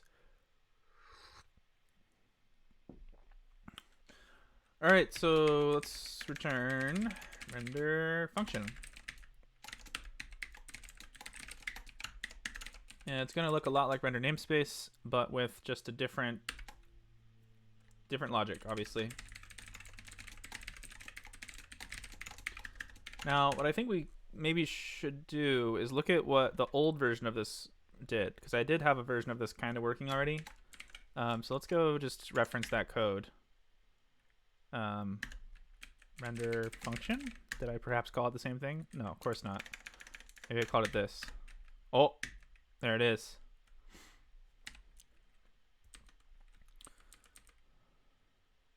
Looks like I put it above or at, I don't know. Doesn't matter where I put it. Okay, it's gonna go here now.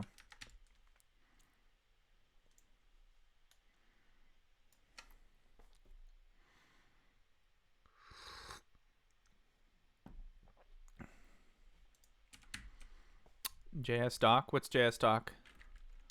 Learning about JS doc for the first time right now.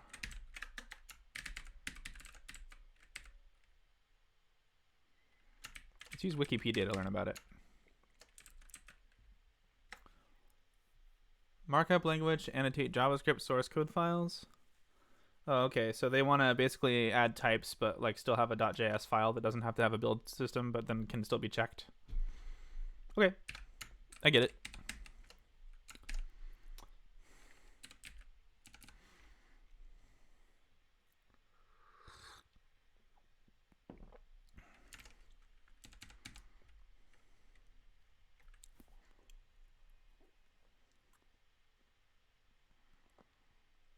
All right, so I'm looking at some old code here, just for inspo, inspiration. So looks like we basically are going to, yeah, render the, wait, DOM proto code. Okay, right. So it's basically like this code right here. I bet this still calls it the same thing. Yeah, from the proto code. There it is. Let's just start with that. We'll keep this open for inspo, but we're gonna just take it one tiny little piece at a time. So let's make it just not throw an error for starters. Okay,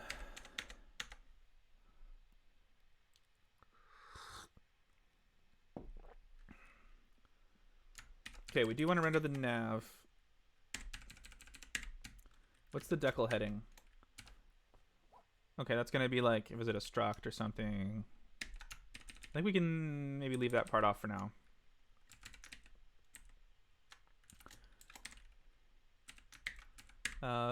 We do want to give them a view source link. So this thing, basically you set a string that if the user presses the like view source keyboard shortcut, this is like the URL that it will navigate to. So I think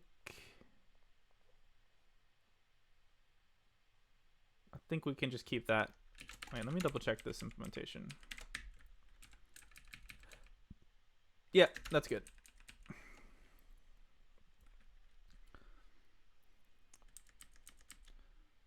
Although, now that there's two identical lines, I think I'm going to wrap this in a function.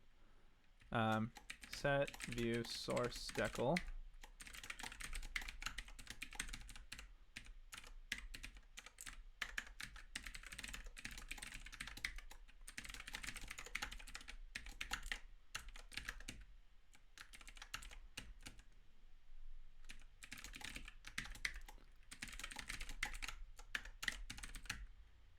And it's going to put those right there. Okay.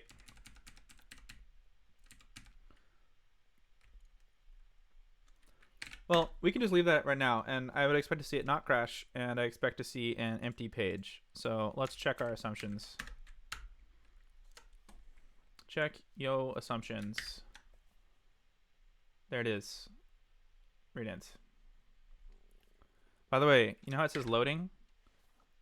Takes a minute, right? That's because it's literally parsing all of the source files in the tar file in a debug WebAssembly build. Not bad, actually. Not bad.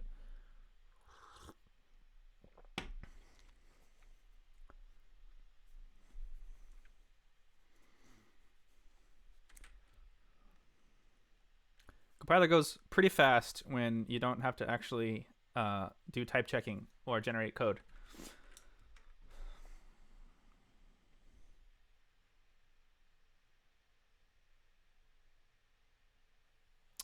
I don't know what's going on there. I don't see any comment on the HTML version of the Twitch chat. Weird.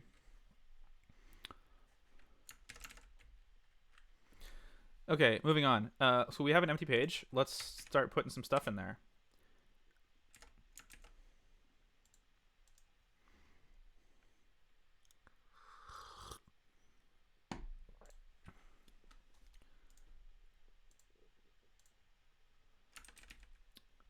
Okay, so the function prototype.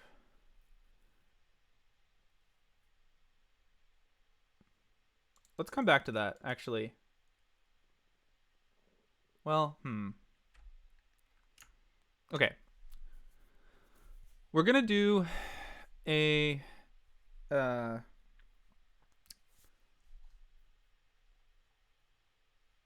what I want to do eventually is actually have the JavaScript code, or maybe Zig code, doesn't matter, but I want to have it formatted consistently, which means that we're not going to just straight up render the source in this box.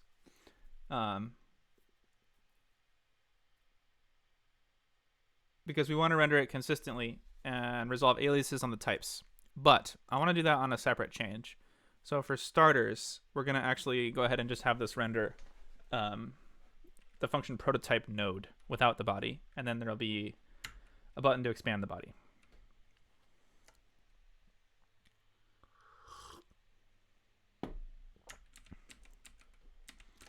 Okay, so let's just start with that. One thing at a time, right? Okay. So proto code, that is the thing that we care about. So DOM proto code. And we just set the inner HTML. And then we remove the hidden property from it. This one.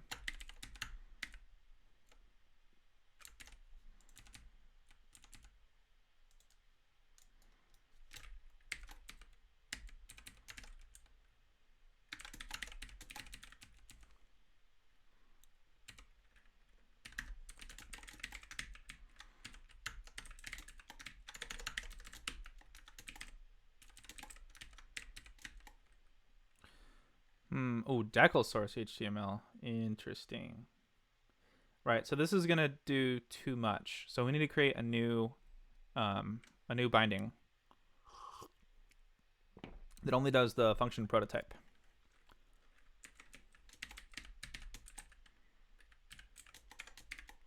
We can still pass decal index though.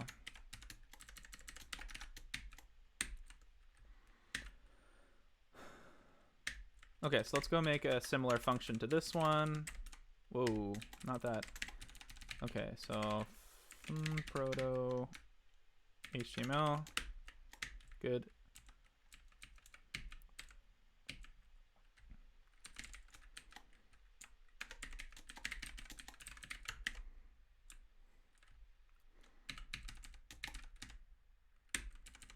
Okay, so let's go make this function. Now, currently in Zig, you have to list all of the exported WebAssembly functions, otherwise it doesn't work. So, I don't know. I think it'd be nice to be able to set something like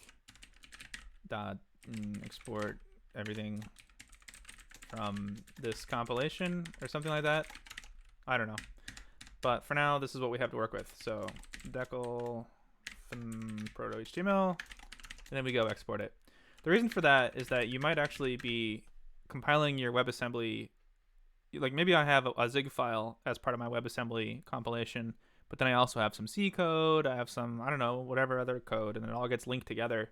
And then you just choose like, because maybe some of the Zig code is just exporting functions for like the C code to use or vice versa. And then finally you have your like, main list of exports. But in our case, when it's one-to-one, it's like feels kind of redundant, but I don't know. After doing it for a bit, it's not that bad actually. So let's go make this function. So it's kind of similar to decal source HTML.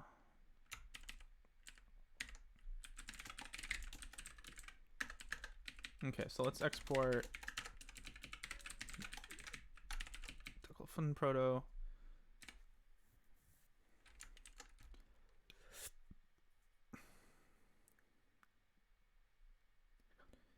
Decal.ast node. Right, so in this case, ast node is going to be a function body. Well, it's going to be a function prototype and the body, but we want to just do the prototype only, no body. So let's do something pretty similar, but then change it in an important way. So instead of this, we want to do something else.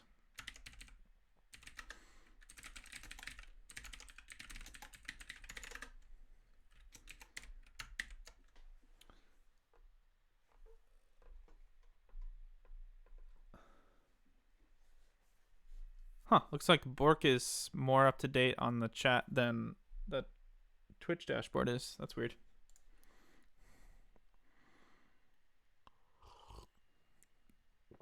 Is the chat still working? I don't know what's going on. Yeah, it seems to be working. Okay, so we have the decal, ast, Node tags. Okay, so here we have a ASC node, and we want to assert that it's a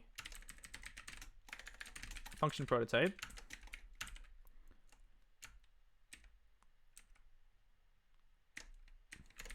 Okay, I need some more code open to reference the standard library.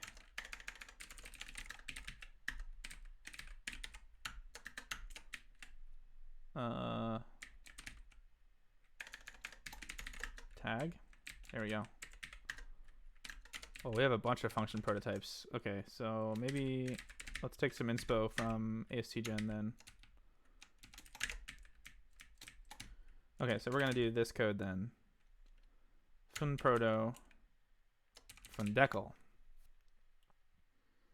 Which one is it? I think it's a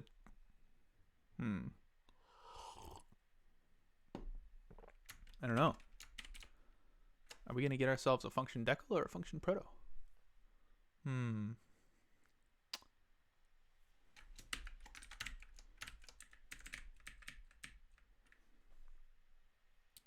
LHS is the proto, RHS is the function body.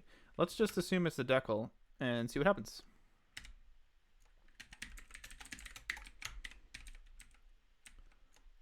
Okay, so once we've confirmed that it's the decal, then we should be able to follow these rules. By the way, this API is written in a sort of DoD style that I was figuring out while I was working on it. And it worked good for performance, but I didn't figure out how to make it type safe until later. So you might see some stuff here that looks kind of sus, like this is just not type safe. Like you just have to know that if it's this tag, then you look here, and there's no safety for that. Type safety. That's annoying. I have since figured out how to make it type safe, and we've done that in other parts of the compiler, such as this. In fact, I think Matthew Lugg is going to do a talk about that. So the rumor goes. But anyway, for now, until I go and do a breaking change to everyone who uses this file, yeah, this is what we're stuck with. Just got to be careful.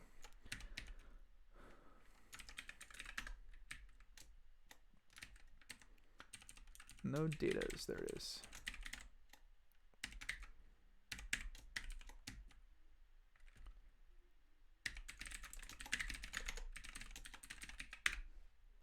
I hear my wife singing to the cats downstairs. She's in a good mood.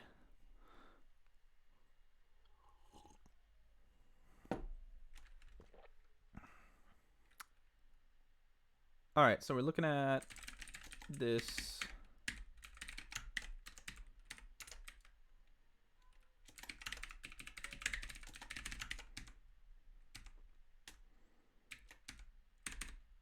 Right, okay, and in this function, we only want the proto, we don't want the body.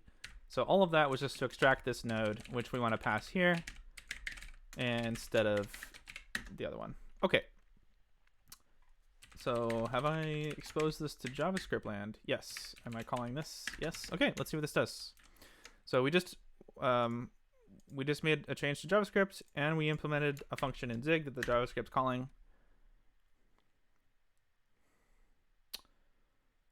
Has to rebuild the build script because we had to edit that list of functions exported, which is unfortunate. So that's why it took that long to build.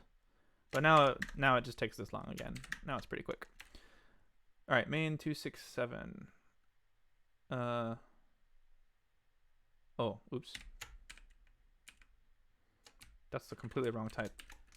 No datas.lhs. Right? Funproto. Yeah. Oops. Okay, so now we built it. We can refresh. Okay, there we go. Well, look at that. I just implemented all of this in one tiny change set. Are you still watching Der Teufel? I'm just curious how long it took you guys to make this code with the other system. Pretty simple when you have the right abstraction.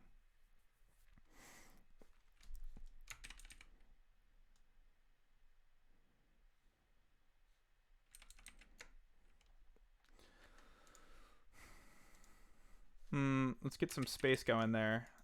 All right, what's this one doing here? Finproto class equals empty.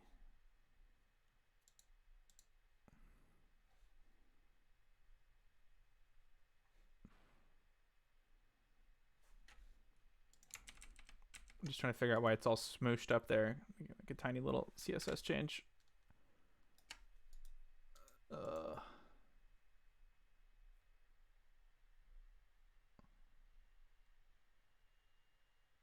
Maybe this section should have a little bit of a margin top. Oh, that did nothing. Really?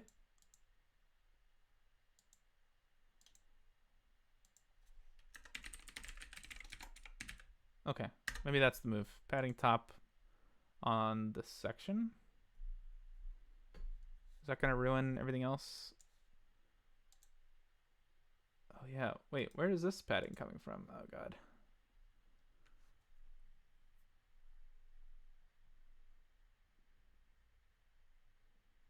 H1.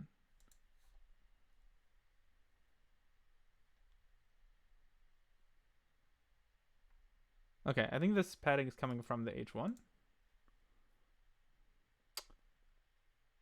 Yeah. So we can just reduce that padding a little bit. Let's test that theory. Top right. Nope.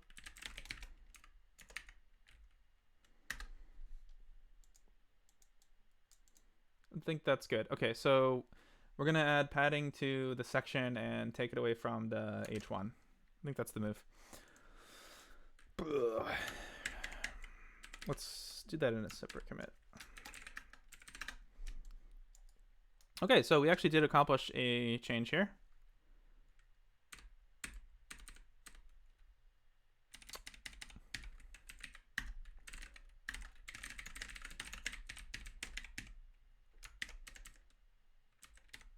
Enable function view render function prototype.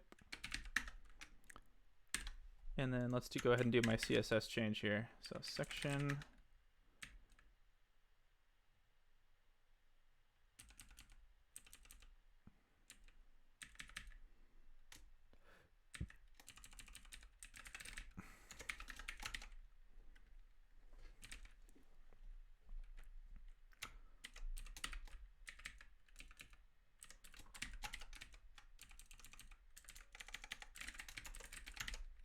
Okay, so that was there, and then margin top 1M, and then H1, I think.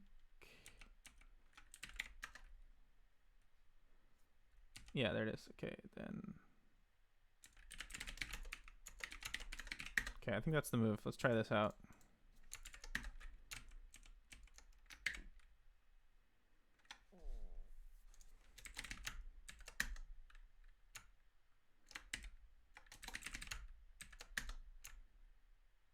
That looks pretty good. Okay, let's go back to our read. What was it? Read int? Oh, wait, what? I thought we were going to have that fixed now. Section. Oh, I needed padding top there.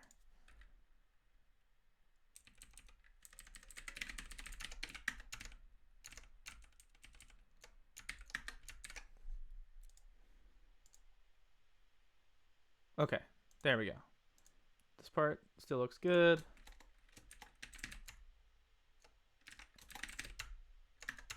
Still looks good. Okay, happy.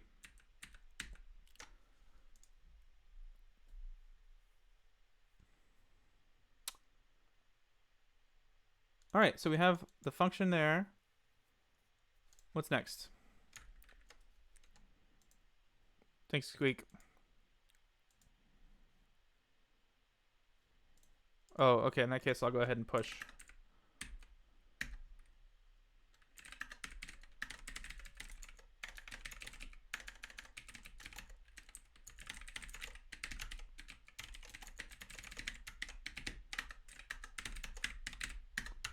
Doing. All right, what's next? Looks like Ooh, the ability to view source. That's going to be fun. Let's go ahead and do that.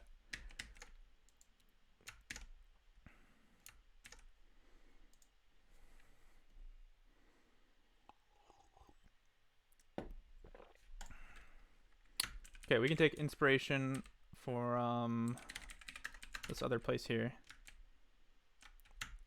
But we can hard code this one since it's a singleton.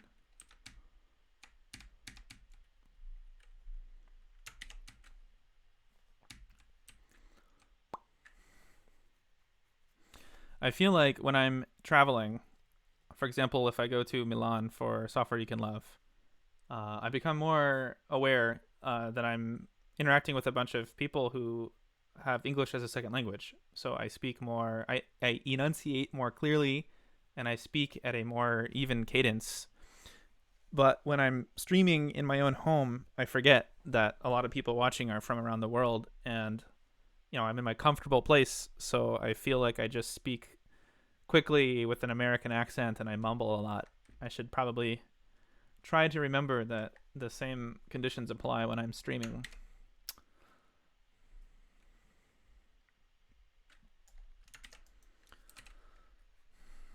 Now, where was I? Right. Okay, we're going to hard code some of this stuff in here. Avoid margin if you can. I've never heard that one before. What's the theory there? Is the idea you can just set margin 0 on everything and then everything gets simplified?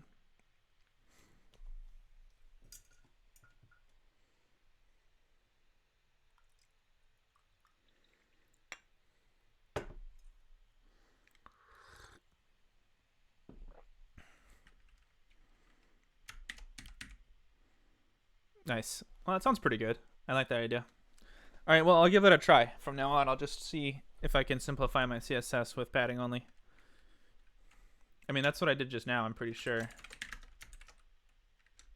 Yeah, I mean, I kind of did that instinctively if you think about it.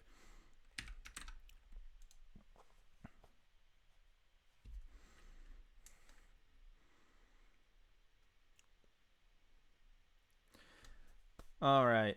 What am I doing? Right. Okay. So basically the way that this HTML works, for those who aren't familiar, is that this is a skeleton, and this page, it just has every page. Like, this is the keyboard help menu dialog pop-up that's hidden. You can see there's class hidden, class hidden, class hidden. Everything's hidden. So basically, we just have every page that you could possibly want to view is just here, just crammed in there, different like sections. And then when the JavaScript code renders the page, it hides everything. And then based on which page you're on, it just picks the correct section to populates it, and then unhides it. So in this case, we will populate the function prototype code, which is this, and then unhide it. And then the top level documentation we'll put next. Well, you can see it's already next. And so we'll populate that, and then we'll unhide it. You get the idea. You just pick the sections that are applicable, and then turn them on. Populate them, turn them on. So top level docs, I bet you that's what this one's also using. Yeah, there it is, top level docs. Many commits later, same pattern. All right. So let's populate. Are we clear? Yeah, we're clear. Okay, so let's populate the top level docs then. Oh, I got distracted. I was trying to add source. Source is next. Okay.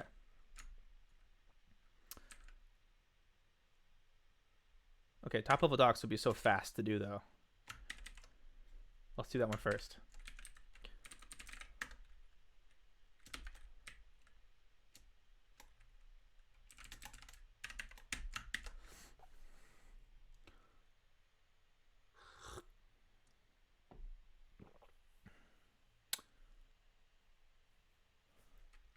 I think I can even encapsulate this logic.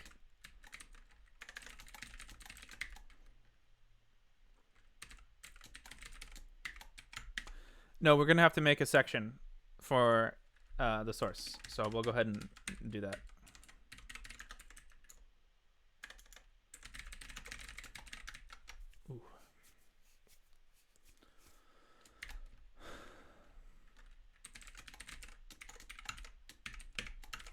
That's right, Parzival.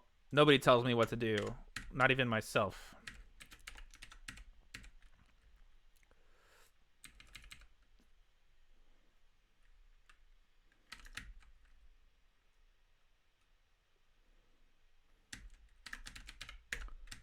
Okay, so render top level docs. We can just do the same thing in render function.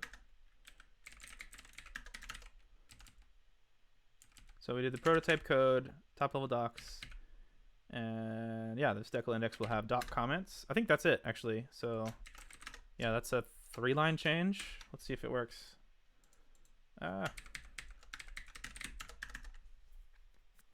Right, and of course we only changed JavaScript, so it just had to copy the file. And there it is. Okay, satisfying.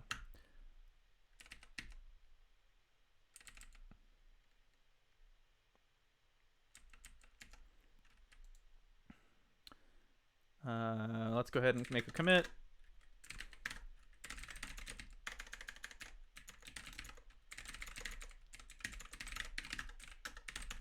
Here you go, Der Teufel.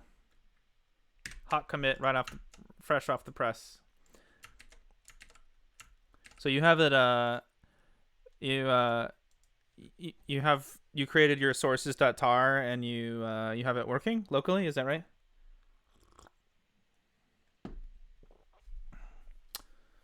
Oh, the syntax. Okay, well, let's look at the syntax. I'll help you with this. So let's look at this one bit at a time. So first, we can see this right here, type info t. So this t is right here. That's a type. So whatever type you pass to read int, we're looking at the type information. We're assuming that's integer. If that assumption is wrong, you will get a compile error. Next, we're looking at how many bits are the integer. So for example, if you call it read int with a u8, you will get 8 bits. Next, we're dividing that number by 8 with a div exact. Div exact will give you a compile error if you didn't divide exactly by 8. And then that resulting number, as you can see, is inside of a array type. So maybe it's not obvious because it's because there's a lot of syntax in there, but it's like this kind of syntax. You see what I'm saying, right? So if you passed a u8, then it would divide by 8 and get 1, and it would give you an array of size 1. That's what it's doing. So in other words, you specify the type here, and then that decides the size of the buffer that you need to send in. So if you give it a u32, you have to send in a 4-byte buffer.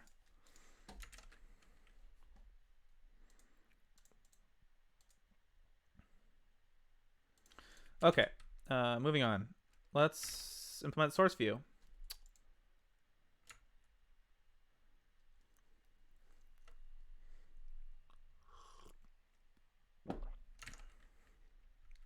I guess we can put the source view underneath the docs, the doc comments.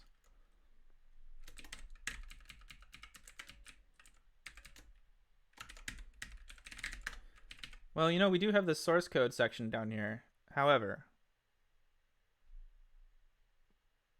oh goodness, what is going on here? That seems like a bug. I just had a /div there for no reason.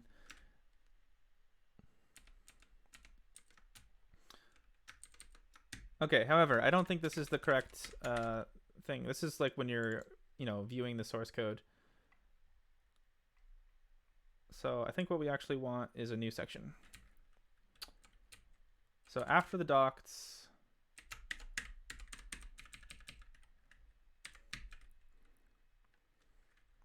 section function source.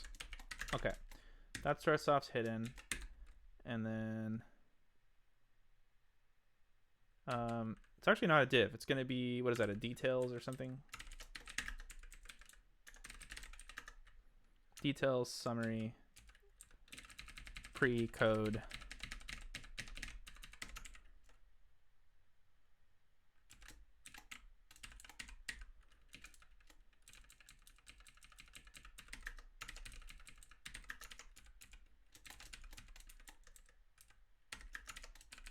I think the details could be the whole thing. So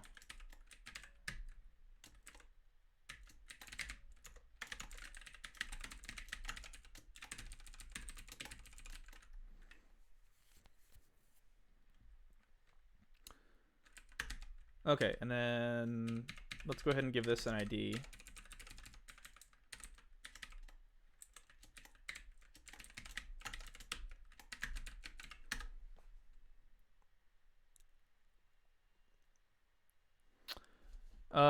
Functions with double period. That happens because I forget why. But if you show me the example, I can figure it out.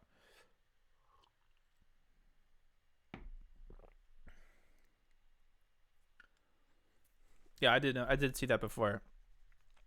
I looked into it enough to determine that it's not a limitation of the system. It's just a little thing that needs to be fixed up.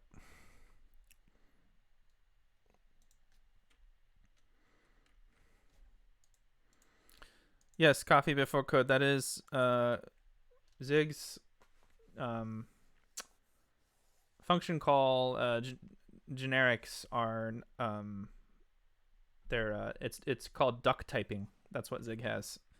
And if you try to use if you don't treat it like duck typing, then you're gonna have a bad time because it's duck typing. Search for read, you get a result with file.read. Yeah, I think that's problem is something really simple, like it's creating the first half of file based on the file path, and then there's just like this line where it's adding a dot. Like I think it's literally this function right here. And it's just like ending it with a dot so you can append something to it, but then nothing gets appended to it, and then it appends another dot. It's just some little quirk like this. It's not I don't know. I'll figure it out. We can add that to the roadmap. Double dot fully qualified name on read.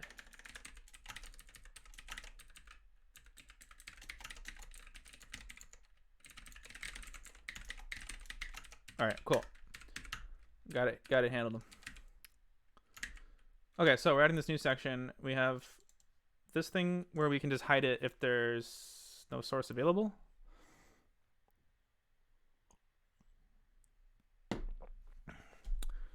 Don't be scared, coffee before code. It can't hurt you. What's great about Zig is that there's a lot of redundancies in the type system, and the redundancies prevent you from having something go wrong in this situation that you're talking about right here.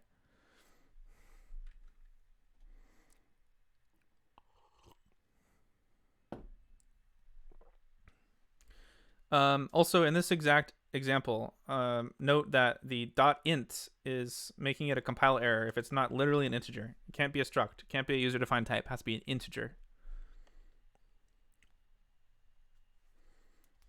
It's impossible to implement typeinfo.int.bits in userland. This .int makes it assert that it's a language primitive.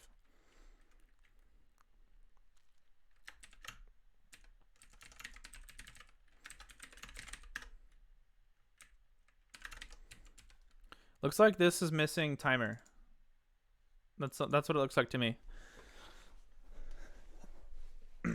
You gotta figure out why it's missing timer in there.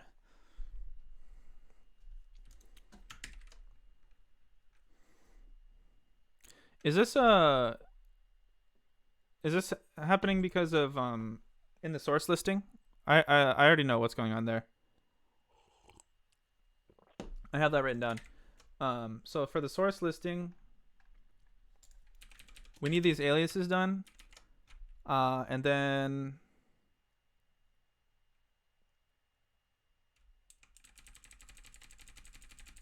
I forget where. Okay, but yeah, I noticed this in the source listing. I have a plan for that. That should be fixed with this around this stuff.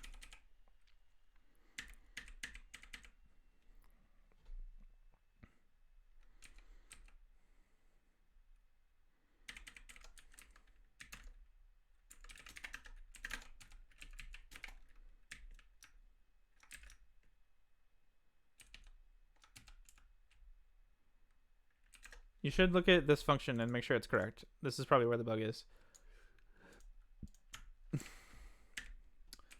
FQN, fully qualified name.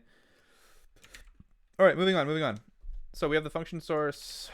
We got to go set up our thing for this.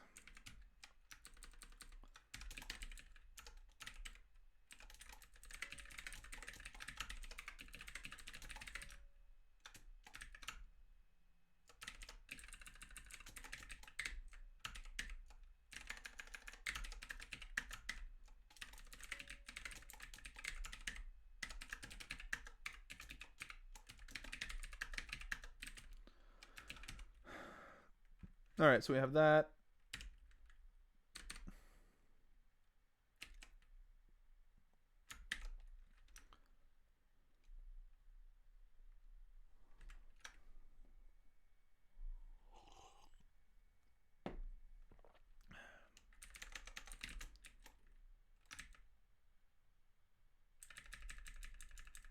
Okay, so now we need to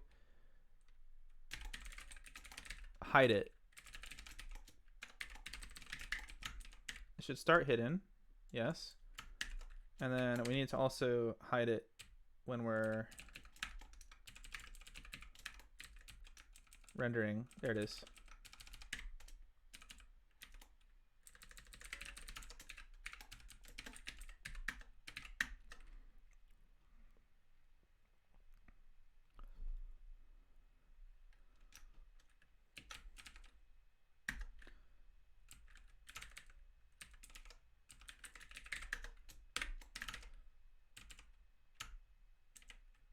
Okay, and then inside of the code, function code.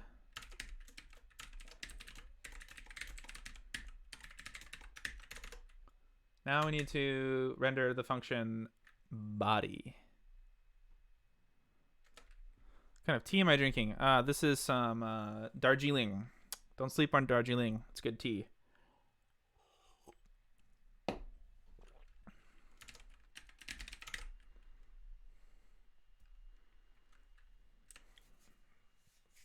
I'm actually running dangerously low on tea. I purchased something like $300 worth of tea, I don't know, almost a year ago. And I did a good job because I've just been slowly drinking like all of it evenly, like all the different flavors. And now I'm about to run out of all of them at the same time. I gotta make another order.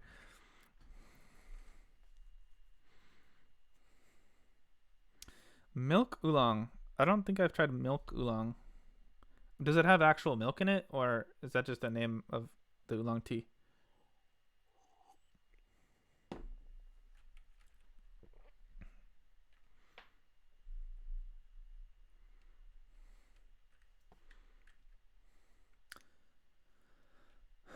All right, function proto. Okay, so now here's a question. Let's say we click view source, should it repeat this, or should it just show the body? I think it's gonna show all of it.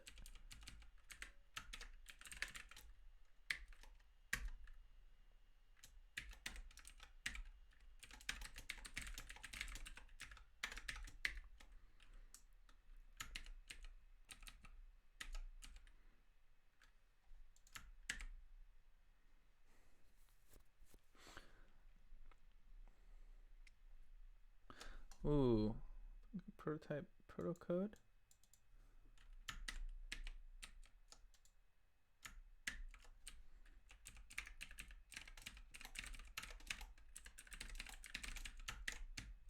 Or maybe I could just replace this code. Should I just have a button that just like turns this code into the prototype that just fully expands this code?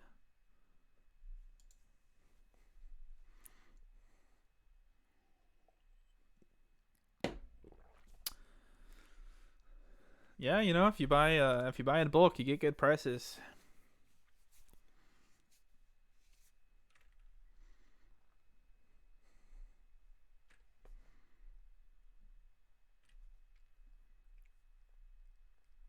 Lapsang Souchong. No, I haven't tried that tea.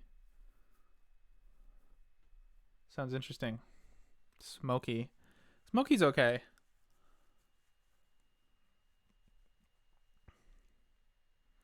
I tried puree, the fermented one. Man, that tea tastes like diapers. Like, I'm not saying it tastes like shit. Like, I'm saying it tastes like clean diapers, which is not great.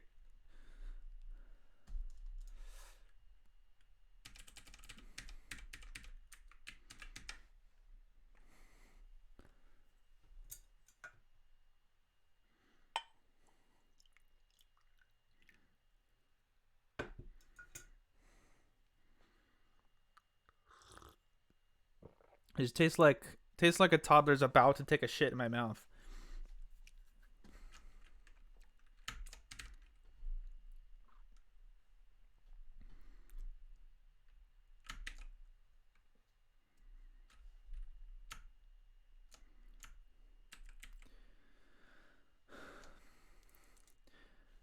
I kind of want to just expand this into the whole function. That'd be sick.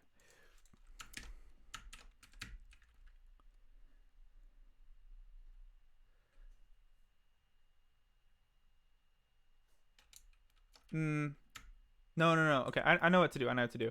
So in the future, though, I don't want this to be the actual source code because maybe they like do weird new lines here, or they have like comments and stuff. I want all that to be gone. Um, yeah. So it's gonna be redundant. So we're gonna have another place down here. So this is good. So circuit code. Yep. We need to make this thing.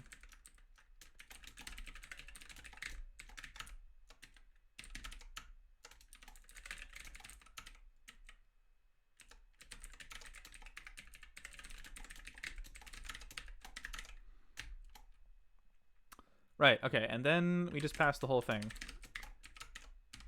So it's going to be a bit redundant, but it will do the trick.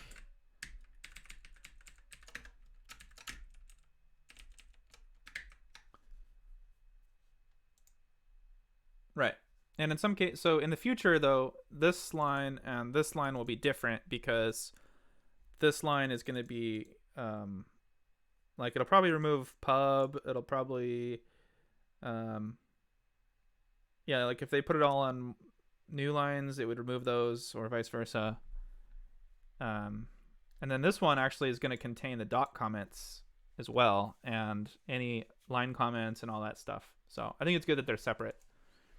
It'd be cool if this looked different, because this looks kind of dumb, but does the job for sure. I like that it links stuff inside of here. We don't have those implemented yet. Cool. Well, we have source, so let's go ahead and commit that.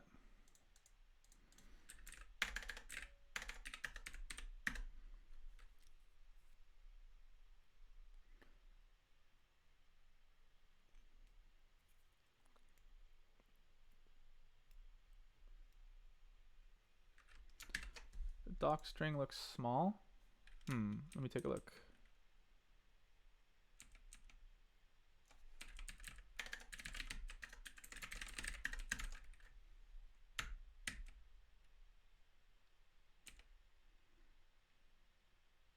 Looks correct to me.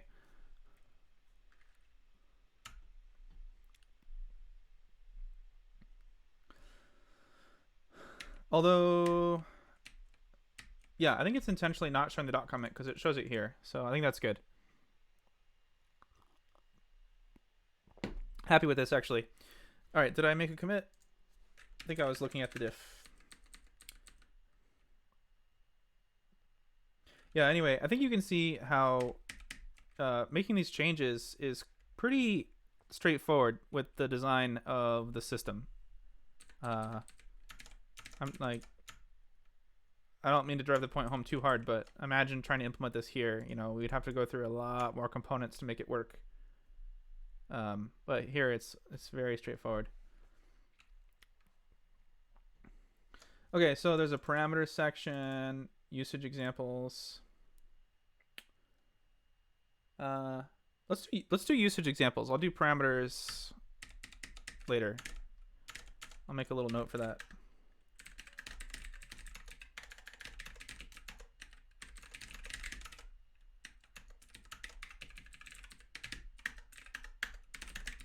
pushing for Der Teufel. There you go.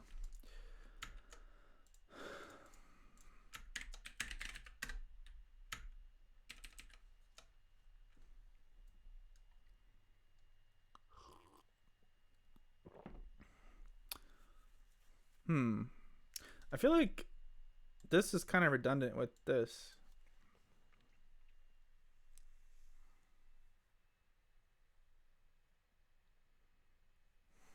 We'll come back to parameters. Let's do usage examples.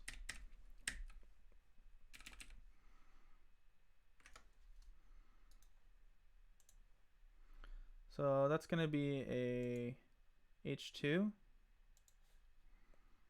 Sounds good.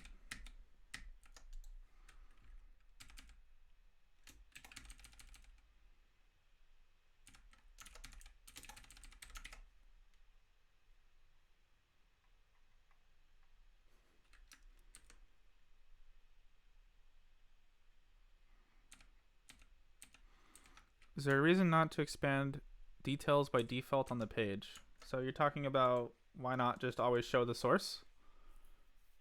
Well, the function could be quite long, but that doesn't mean we can't do it. Maybe it would be a good idea to always show the source on the function view page, but just put it at the end. That might be really nice, actually. Actually, I really like that. Thanks for the suggestion.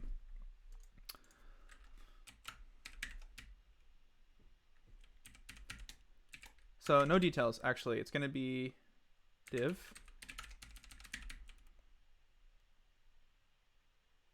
h2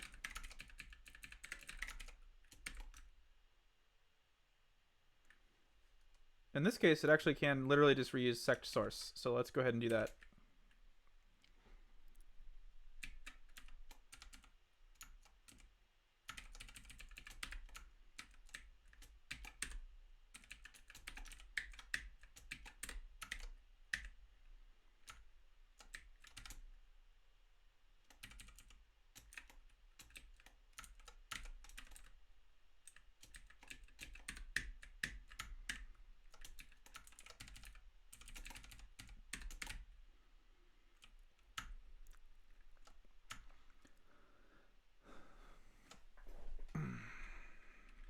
Okay, so we have sect source.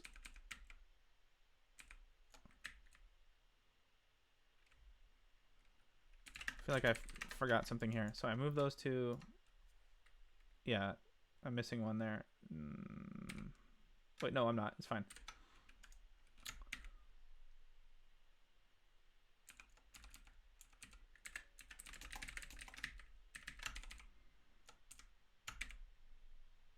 Source text.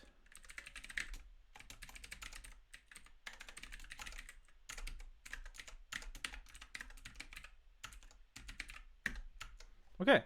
Wow, the whole time I could have just done that. That would have been way simpler, actually.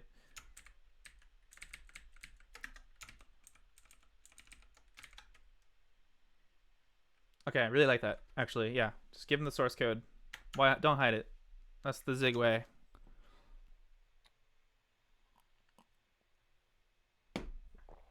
I love that. Parameters coming soon. And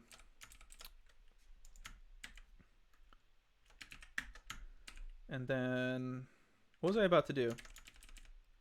I wanted to do doc tests. So I do think doc tests going above the source is nice.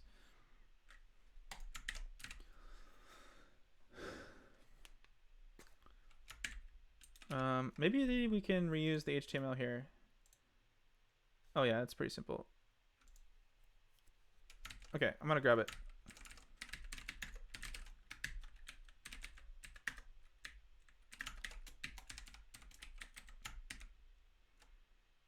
That's gonna go in front of the source. Section doc tests, usage examples. That thing's kind of nice. I'll keep that. That little I or whatever.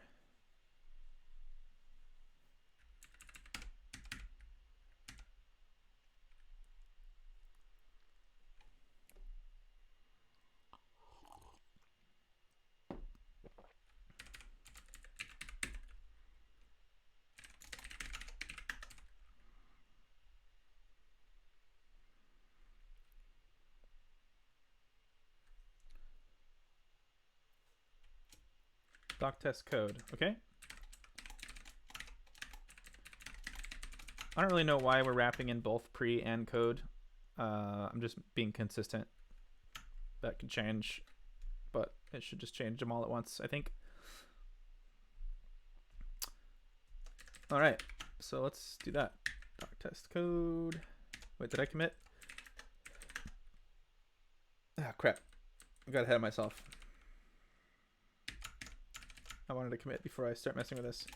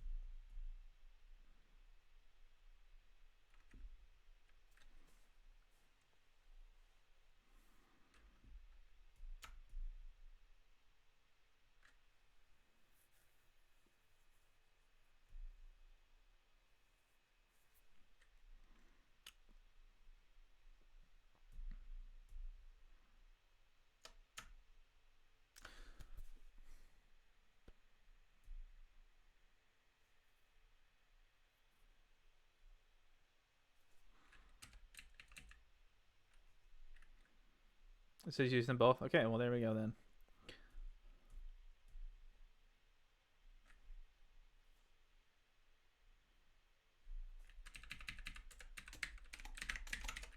I want to keep it simple.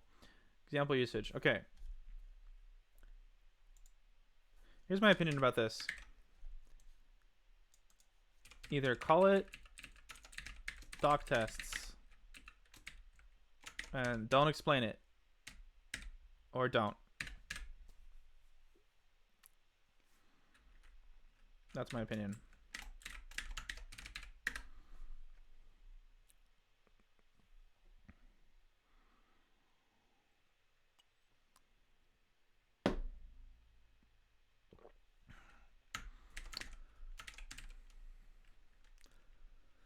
All right. I gotta go hook up these up now. Let's just get a little to-do going to warm up. So, gotta add this to my JavaScript framework here, my hand roll JavaScript framework. DOM/sect doc tests.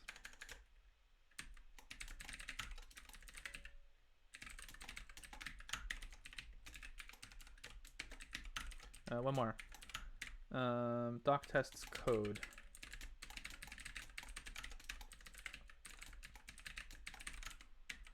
Doc tests code. Okay, and then this thing needs to be hidden here. Ah.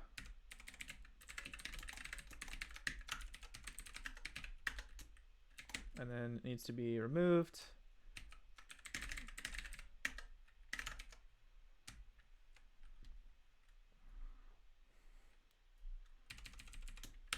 Does it count as a JavaScript framework if I'm just using vanilla JS?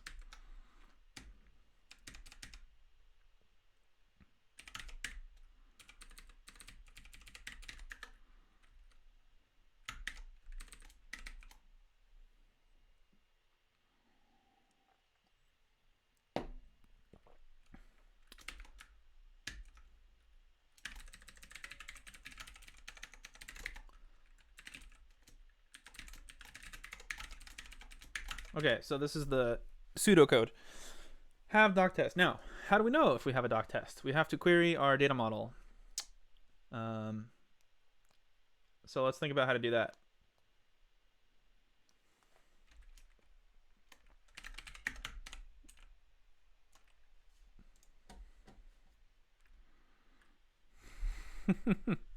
For those who haven't seen it, I'm sure a lot have, but I'll go ahead and indulge. Vanilla.js. It's the hot new JavaScript framework. It's fast, lightweight, cross-platform framework for building incredible, powerful JavaScript applications. In fact, This is the framework I'm using to build Autodoc.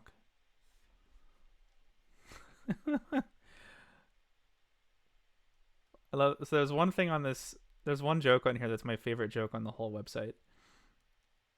Oh yeah, this is good too. The Vanilla.js team takes pride in the fact that it's the most lightweight framework available anywhere. Using our production quality deployment strategy, your user's browser will have Vanilla.js already loaded into memory before it even requests your site.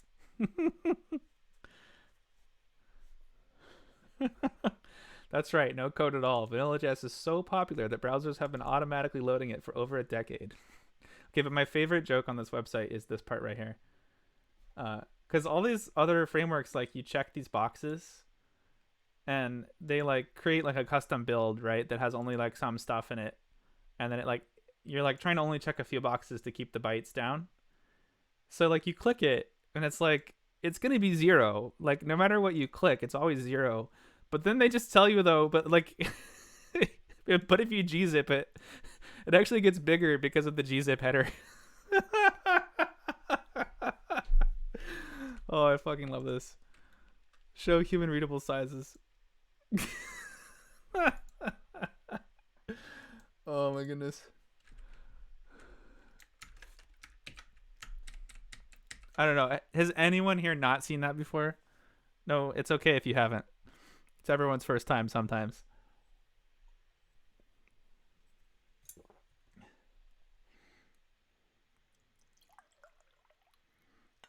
Nice. You can get your coworkers with it.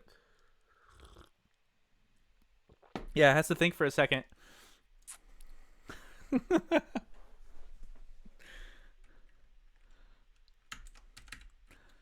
Oh man. Okay, so our challenge now is this usage example. So let's try and implement it. Now, what we have, wrong page. Okay, what we have is a decal index. This corresponds to the function declaration AST node and file. We have all that information. Basically, we have a big arrow pointing right at the function. And what we need to do is we need to scan the declarations in the same namespace as the function lives in and look for a doc test. So just so in case you want to see an example, this is literally the example that we're testing with. So standard.mem.zig has this function called readints, and right next to it, it doesn't have to be after it or before it, but it does have to be in the same namespace. So it has to be up here. You can see it's a test. It's not a string literal. It's not like this. It's an identifier, and you can see it's pointing here. That's a doc test. And I think we only allow one doc test per function or whatever. Have a good night. Coffee before code. See you next time. Anyway, so basically we have a big fat arrow pointing right here, and we need to look around in the same namespace and find this guy. Then we can render it. We just need to be able to point at it, and then we can tell our existing function to just yeet out some HTML. Yeah, if you put an identifier instead of a string, you have created a doc test, and you will get something like this in the documentation. Usage examples. Pretty nice, right?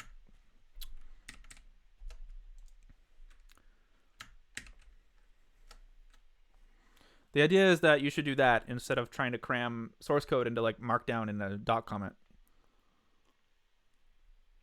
Please don't put source code in a doc comment. Yeah, you can put it inside of a struct. In fact, this one is inside of a struct because every file is a struct.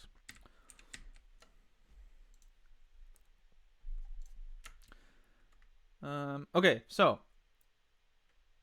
we have to find a doc test in the namespace. Now, fortunately, we've already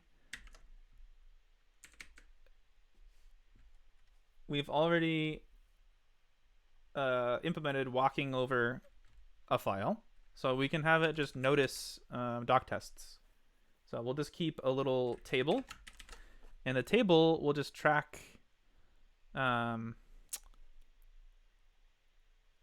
function declaration nodes that have doc tests, and then write them down. So there you go. Doc tests. And this is going to be node index pointing to another node index, which is the document, the doc test.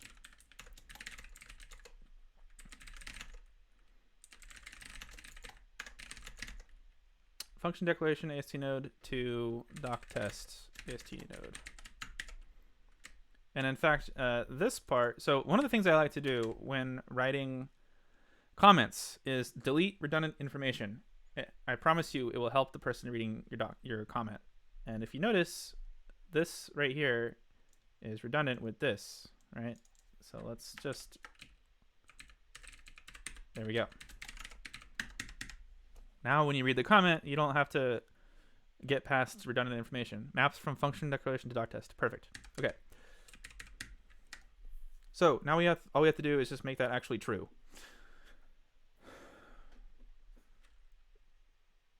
Fortunately, we're already doing this thing where we scan the decals. Ta-da! So we already have in the namespace a list of decals. Do we put test blocks in here? No. So let's put test blocks in there.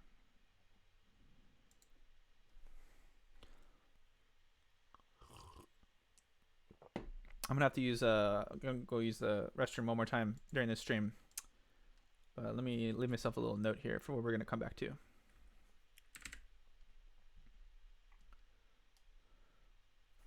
Okay. So the challenge is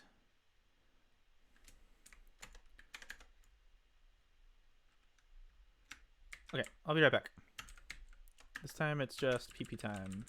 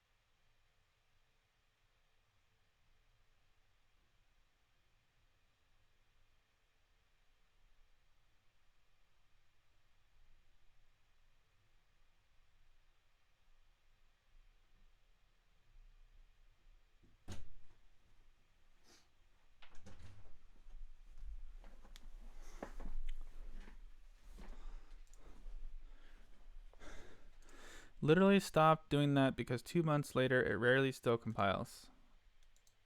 What, do you not run your tests? You have a PR for me. All right, I'll take a look as the this feature that we're working on now will be the penultimate thing of the stream, and then as the conclusion of the stream, we'll see if we can get that PR merged. How's that sound?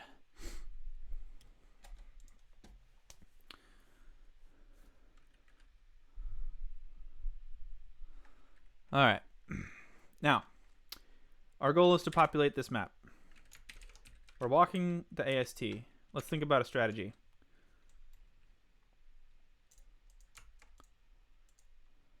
Ah, I see. So you're kind of agreeing with me. Okay, fair enough.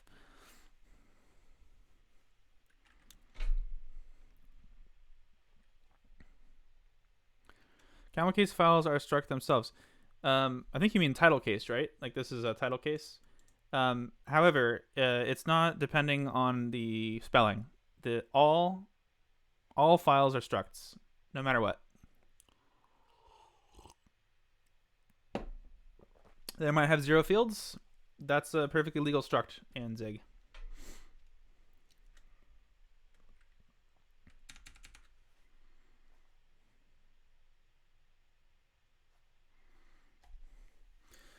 Okay, so strategizing. All right, so we're walking the struct. We're scanning all the decals. So we put this in there. We find this test. I think we need to mark down all the tests. We need to take note of all the tests when we're scanning the decals. So then when we look at a function declaration, we can look up if there's a doc test with the same name. That's the move.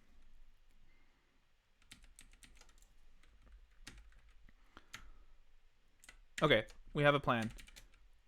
The plan is scan decals needs to be changed, and we need somewhere to put them. So this namespace scope needs to be able to contain doc tests. And this is going to map name to node.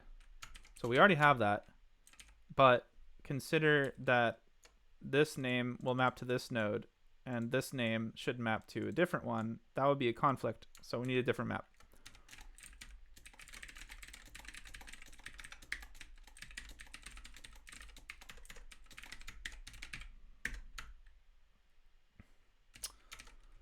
Okay, next. We need to actually do it.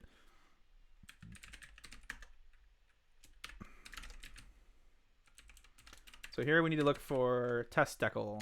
Let's look at our example.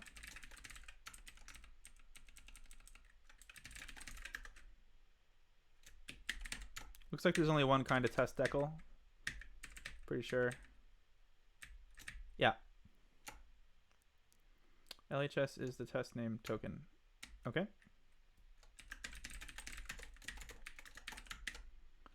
Okay, so this code is expecting to, if we return a name token here, it's going to treat it like a decal. This code's done as far as that's concerned.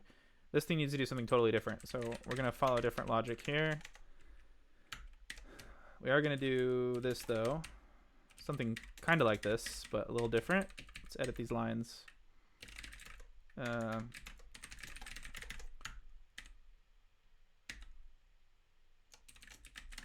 LHS.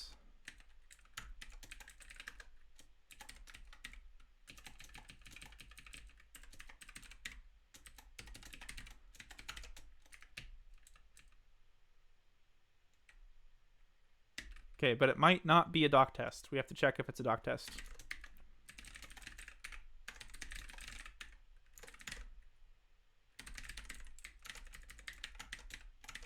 Well, we'll do an if. Okay. So if it's an identifier, then it's a doc test. In fact, let me document that without using any comments. There we go.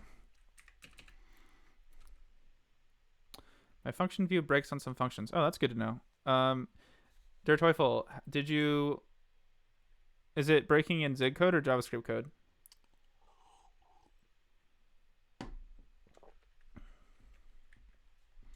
You know what I haven't shown on stream yet is hitting, okay, nice. Yeah, I haven't, let's look at that on stream because I haven't shown on the stream yet what the debugging experience looks like, which is actually kind of really nice.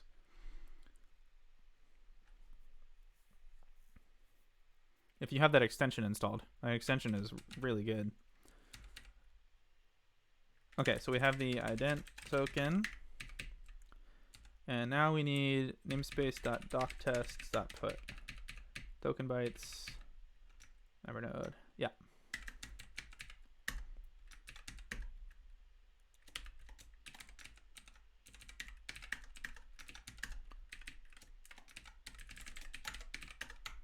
Got a question here. How am I supposed to program without labeled blocks? Wait, why don't you have labeled blocks? Are you writing in a different programming language? Other hints. What's he working on?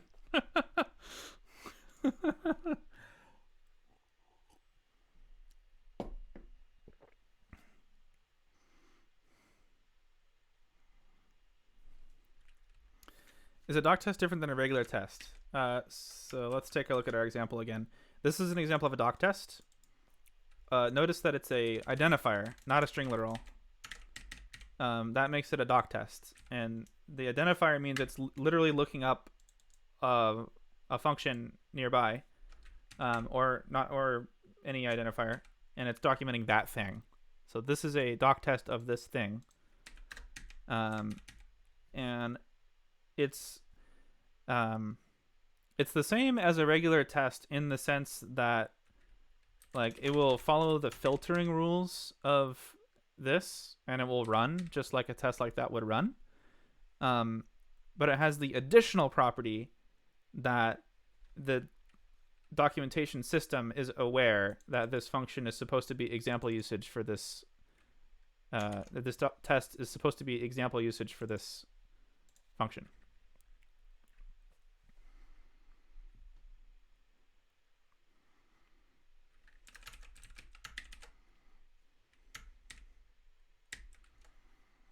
Should something enforce the function is called at least once in there? I don't know. It's the kind of thing that is tricky to implement and provides a dubious benefit. Doc tests will still run though. Yeah, they have all the same properties as normal tests. And then additionally, they just are also like part of the documentation.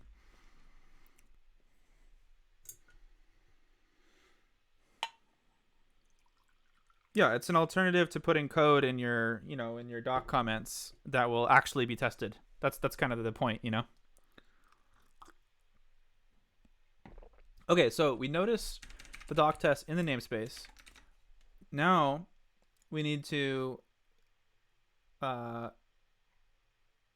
check if the namespace has a doc test when we encounter a function declaration. Okay, so here we are.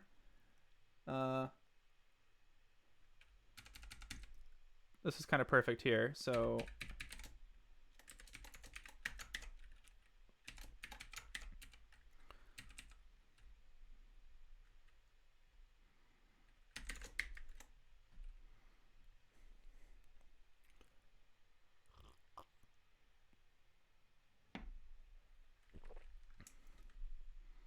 yeah, I mean, I'm not saying that it can't be done, but some stuff it's just not worth it to do,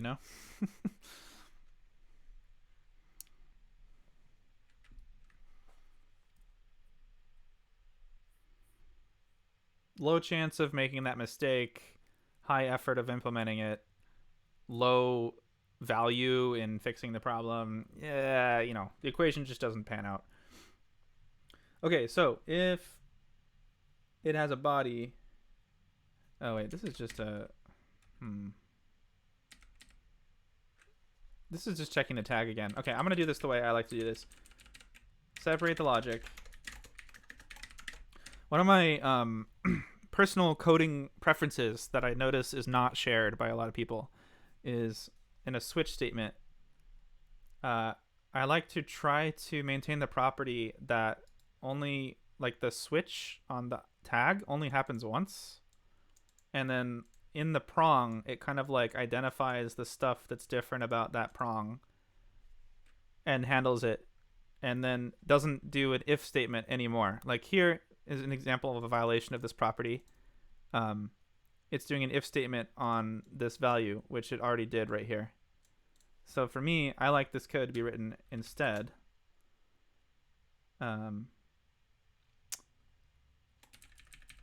Well, also we can see full from proto is violating this property as well.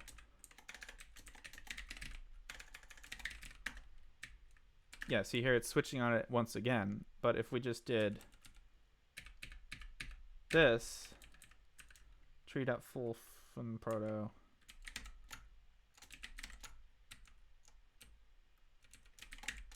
I mean, we're missing type safety. That's kind of the missing problem here, but just to give you an example of what I'm talking about.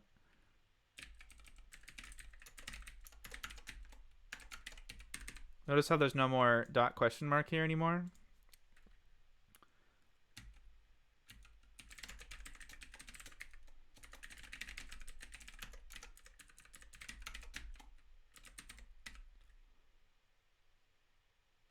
Now there's, oh yeah, and now the body is going to be, wait.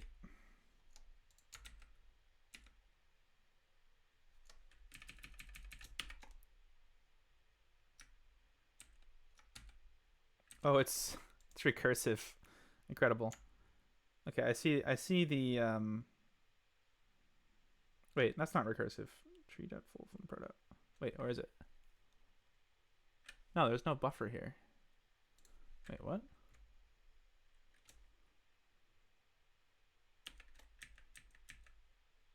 Wait, what function is this calling?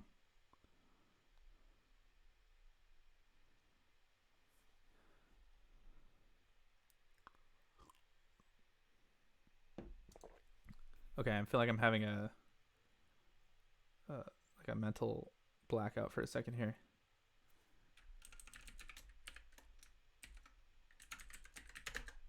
Okay, there's that function.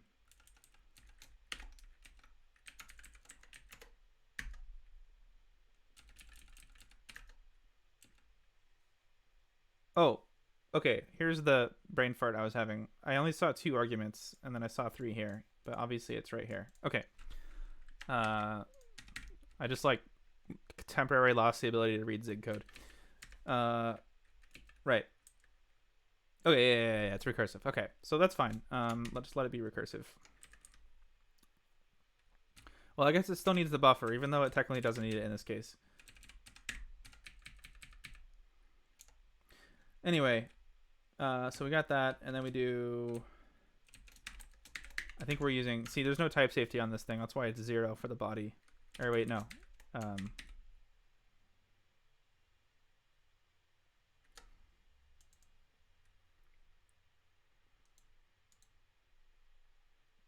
Function decl. Where is it getting the body from? What the hell?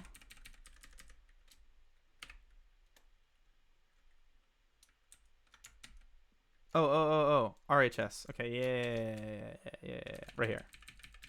That's the whole point of what I'm doing. Okay.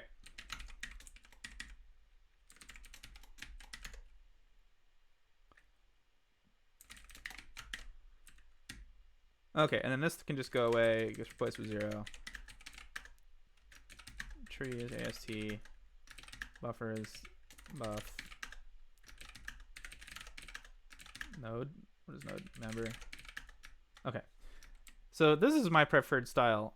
We took that if out of here, and we moved the if into the switch because we're already switching on it. A little bit of redundancy here. A little bit here. With more type safety in this data structure, this problem will go away. This is node datas, by the way. There. Okay, but what I like about this is that the switch goes here, and then now we can put our logic that only pertains to function declarations here. And then we just don't put it here, and it's more clear what's going on. It's also doing less work. It's all good stuff. Okay, so if it's a function declaration, that means we have a body. No. Yeah, it doesn't mean we have a body. But more importantly, it means we want to look for doc test. So. Oh. Acorn 1010 coming in hot. What's up, people? We are implementing some WebAssembly / JavaScript auto documentation system. Close to flipping over to the browser and seeing the results of our efforts.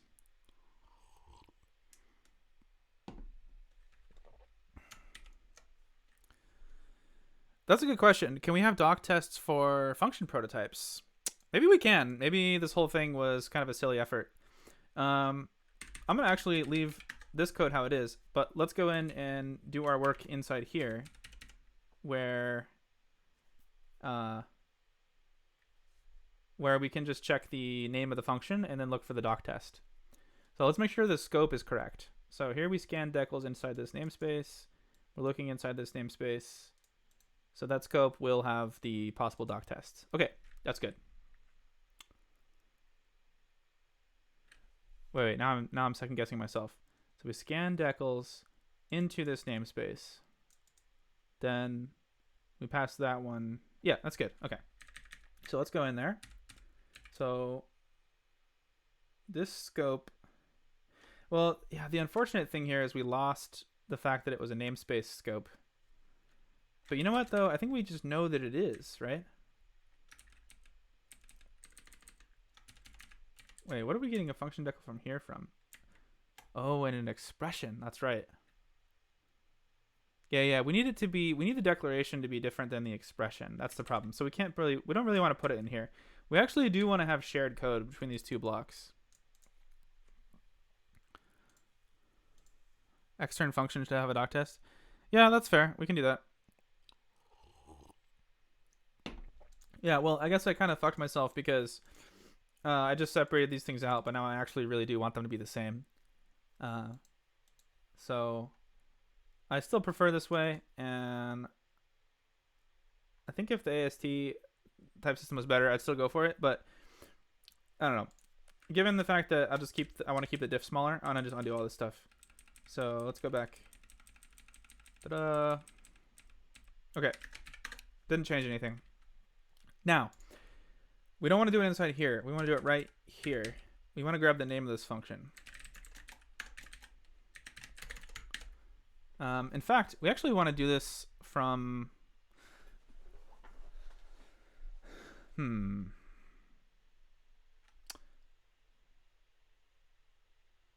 Let's start with functions. Functions are fine. Okay, so in the AST of the function decal, what do we have here?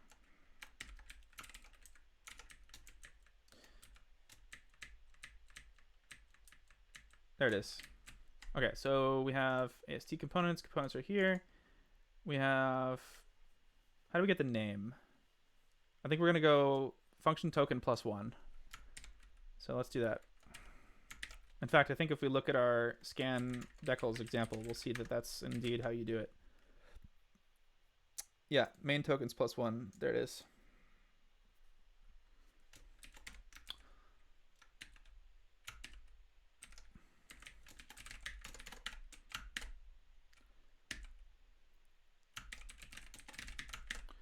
Okay, so we have the name token. We'll grab the slice. Oh, people trying to run commands over here. Oh, sorry, I'm not that fancy.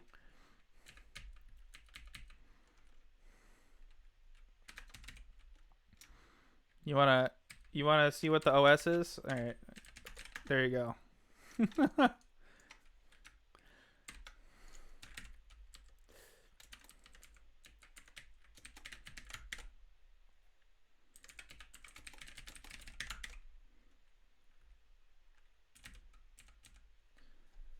Okay, so we grab the name. Now, we already have it inside of our namespace, so we can just go grab that.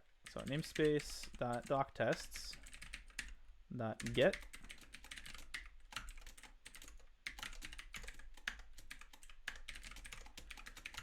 I remember what function prototype is, but what is multi-one and simple? Ah, okay, so I'll take a minute to explain this. I actually gave a talk about this. I'll link to it really quick. So I think it's going to be Andrew Kelley DOD. Oh wait, that was it right there. Okay.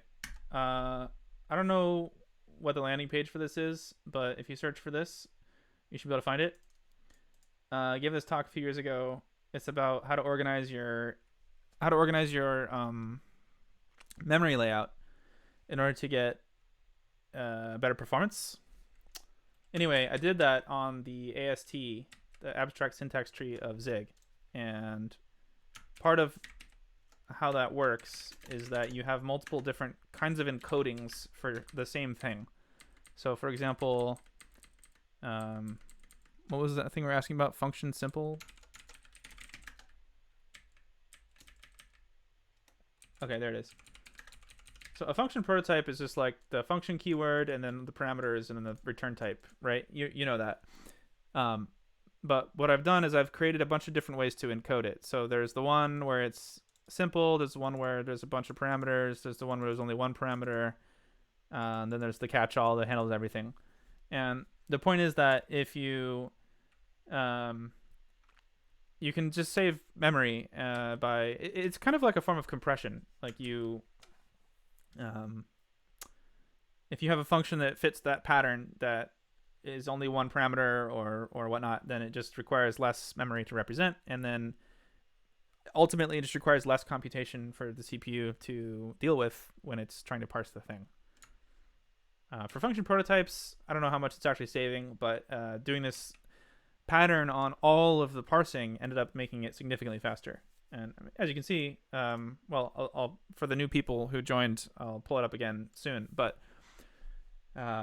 we're parsing all of the Zig standard library in a debug WebAssembly build in a tiny amount of time. So it does work pretty well.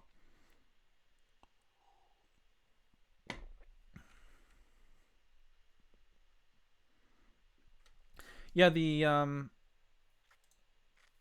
it's kind of like Huffman encoding. It's kind of the key insight is that you can actually operate on partially encoded data. So you start with input, which is kind of encoded. Actually, source code is pretty compact already. It's already kind of encoded, and the idea is that you parse it into a still compressed format, but it's partially compressed. It's kind of Huffman encoded, but in a way that you can still operate on it. And that ends up making it turns out if you just keep your data both compressed but also operatable, like you can it's in a format that you can work with, but it's still compressed. That makes it go faster because the computer it's just it's just doing fewer computations because the data is smaller. Or more specifically, it's easier on the CPU cache because the data is smaller, and maybe it's even doing more computations.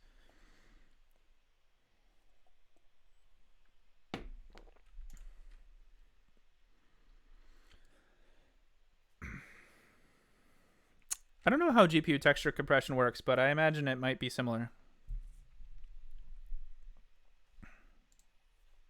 Okay, let's try and get this going. So we get the function name. We found a doc test that matches the function, and that means we need to put it into our notes. So walk doc tests put. I think we're using Arena for everything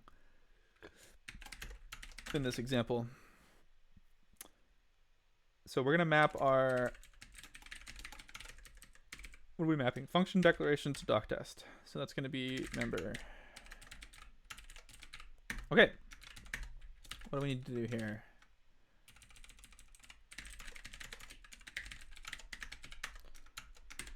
All right, does it build? 454 missing struct doc tests. Right, I need to initialize.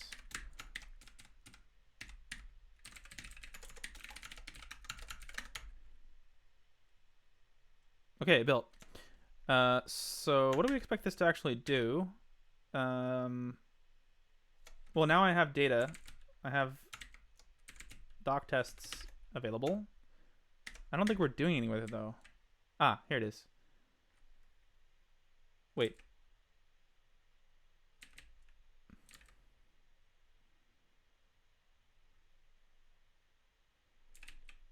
Oh, I was gonna do this. We don't need it.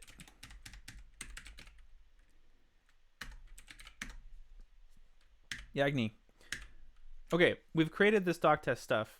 I'll go ahead and pull up the app because there's new people here who didn't see it yet. So we're working on this page here. Oh, we hit a... Oh. I left myself a little to do there. Ah, there it is.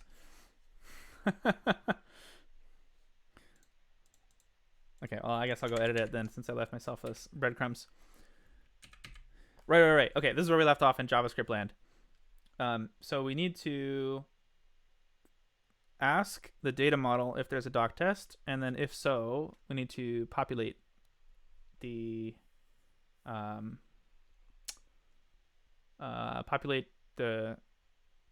element for it. So I think the way that we're gonna ask it is we'll just ask it for the HTML for the doc test, and then we'll have it return empty string if there isn't one. That way we can keep the API boundary between WebAssembly and JavaScript minimal.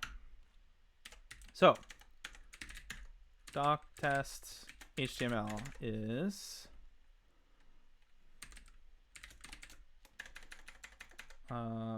get doc test HTML. So what is decal index? Decal index is our function, so that is correct. So we'll say if doc test HTML.length is greater than 0, then we gotta set it.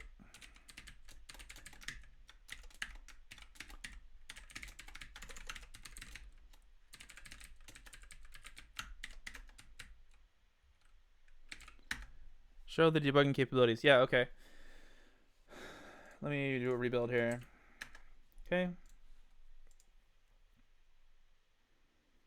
That didn't really rebuild, did it? Well, there it goes. Okay, so that function doesn't exist. Okay,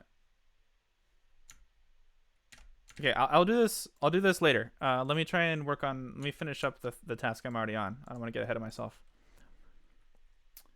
Okay, so get doc test HTML. We got to go add that.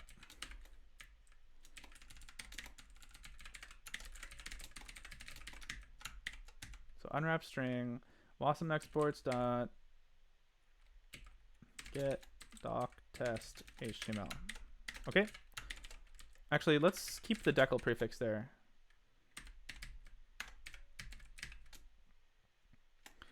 Actually, wait a minute. Now that I think about it, we could just have this return the decal index, or none, and then we already have decal source HTML. I like that idea actually. This is kind of like a more flexible design.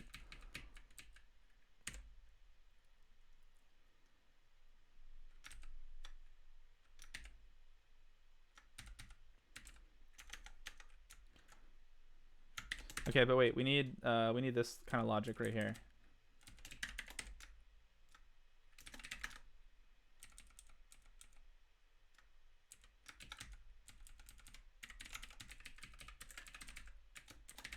Okay, I don't know if you can see it, but this light is flickering in here and it's driving me insane.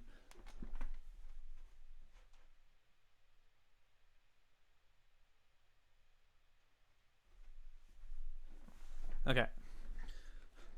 Oh, it's still flickering. Oh man. Okay, I'm just gonna deal with it.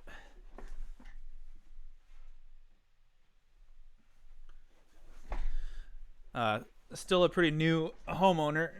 Previous owners of this house love dimmer switches. Every fucking light switch has a dimmer switch, and they're all broken. The voltage keeps fluctuating and making the lights blink all the time.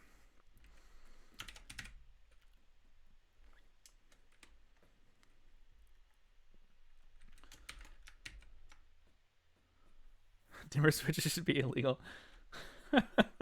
Why do you say that?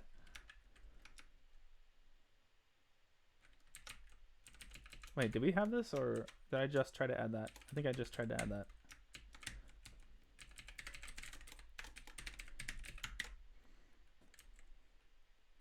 Okay, decal doc test. So we got to go add decal doc test. How are we going to use this code?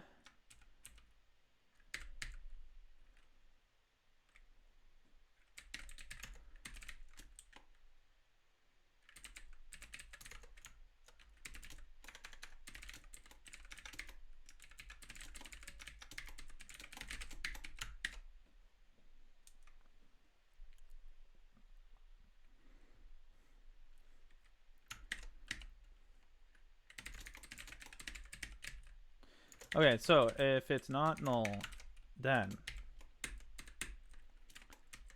decal source HTML decal dot test.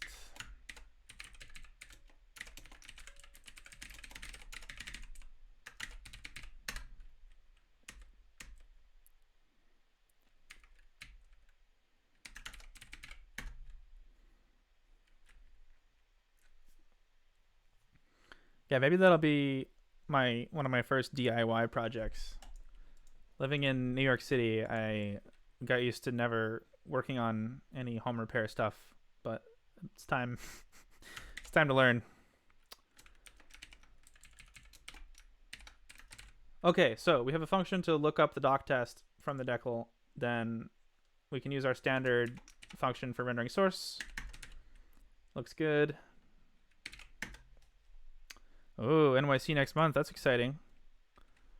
New York City is a wonderful place to be in your 20s. Maybe even your 30s. Or even longer, depending on your lifestyle.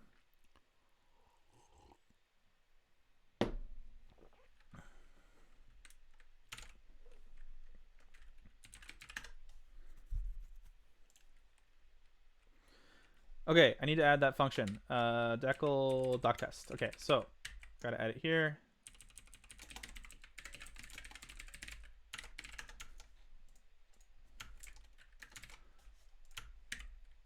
Gotta add it here. This is the function it's most like.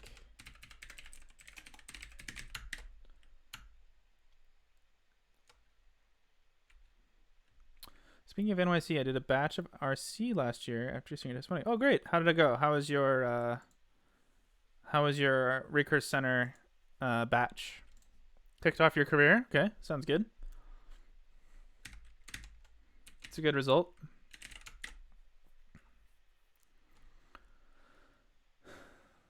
Decal doc test. I feel like this function wants a walk parameter.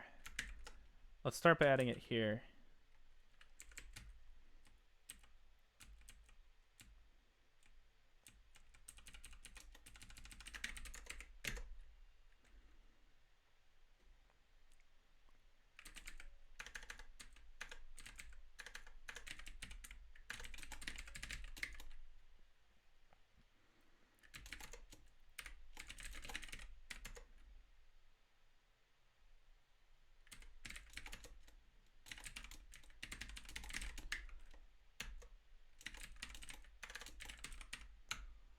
We could just reach in there and access it. Let's just do that. We don't need to be so Java-esque.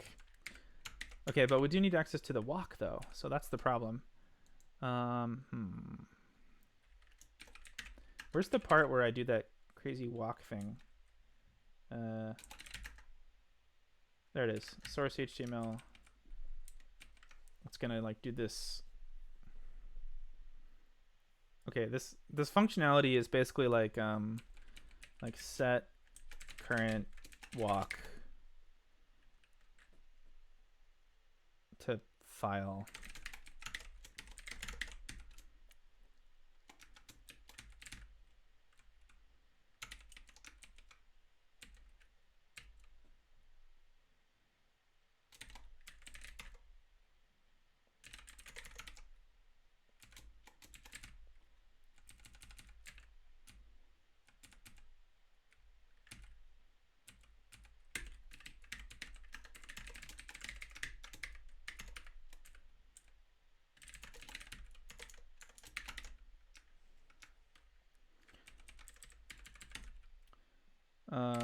File.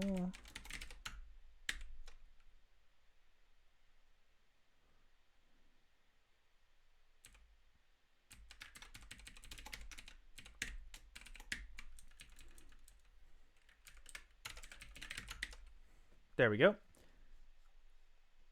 It's nice to break things into their components here. Okay, right. So then if prevwalk dot file equals file, term prevwalk. Ooh. All right, next. And we just return this. Wait, Not quite. There we go. Almost made a bug. Okay, so now we can do this.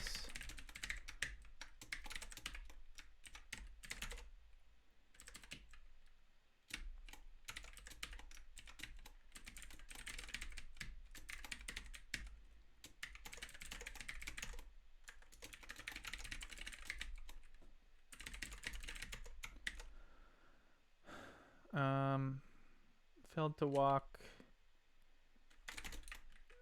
Error. This could happen if there's a parse error. For example. Okay, so now we have a walk instance. Now we can just access the doc tests.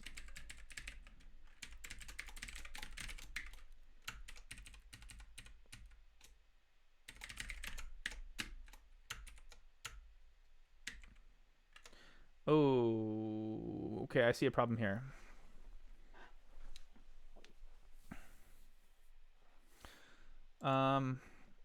So we're storing the AST node index, not the decal index. The decal index is actually trickier to get because a decal index is universal across all the files in the tarball, but we don't have that information. It's actually just this, but we don't actually need that information.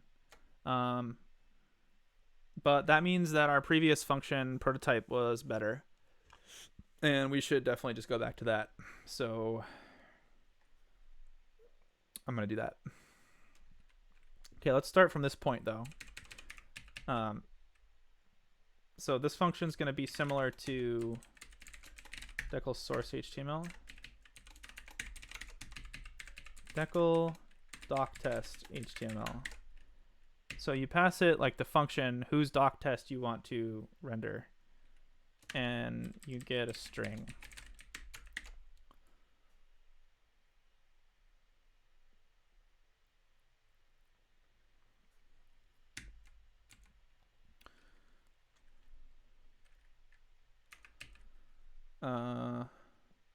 And we are going to use the string result.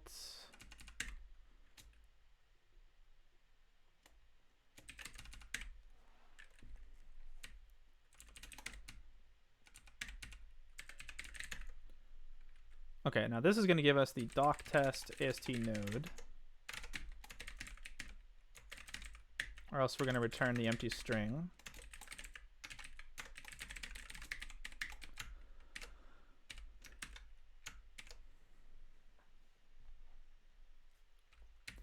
In fact, I think here we're just going to log an error and then return the empty string.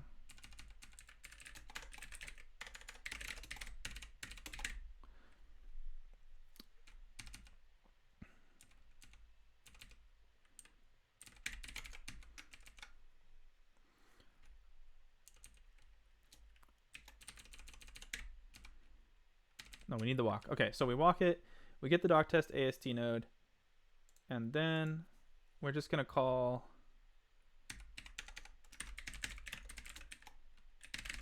decal, oh no, not decal source HTML, this one. Decal.file.source HTML string result, and then aha, AST node, doc test, AST node. Okay. I think that's what we want. I think I fucked up this function. There we go.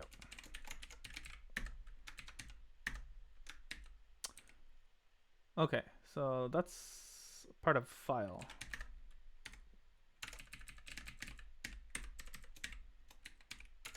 Let's just call that walk, actually.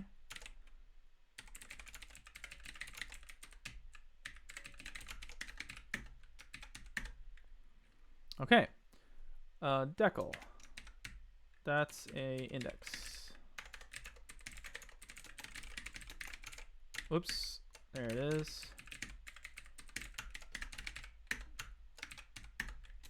Okay, I created this function called walk, so now I gotta rename some stuff to not be conflicting. I'm fine with that. All right, looking good. So, when I went into the Zig code, I changed my mind about the API boundary. So now, instead of instead of this, we need it to actually be decal doc test HTML.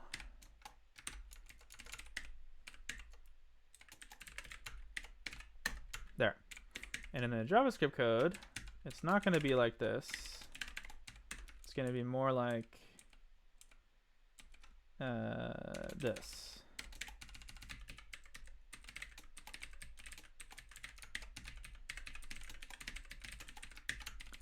And empty string means there's nothing.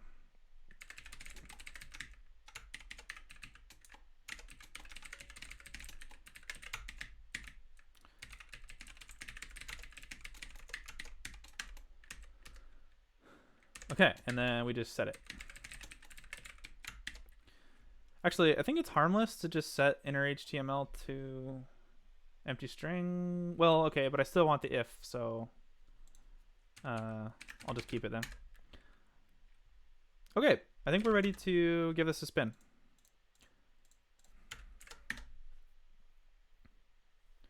Got to rebuild the build script because we changed it. Now we run our build for WebAssembly. Okay, so 4, 5, 6 expected error union type found const walk. Right. So I can't use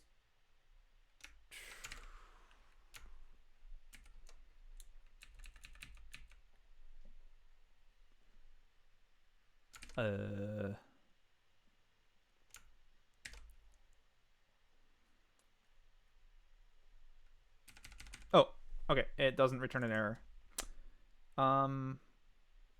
But it should, because as you can see, it can fail. So let's make it return an error. 289.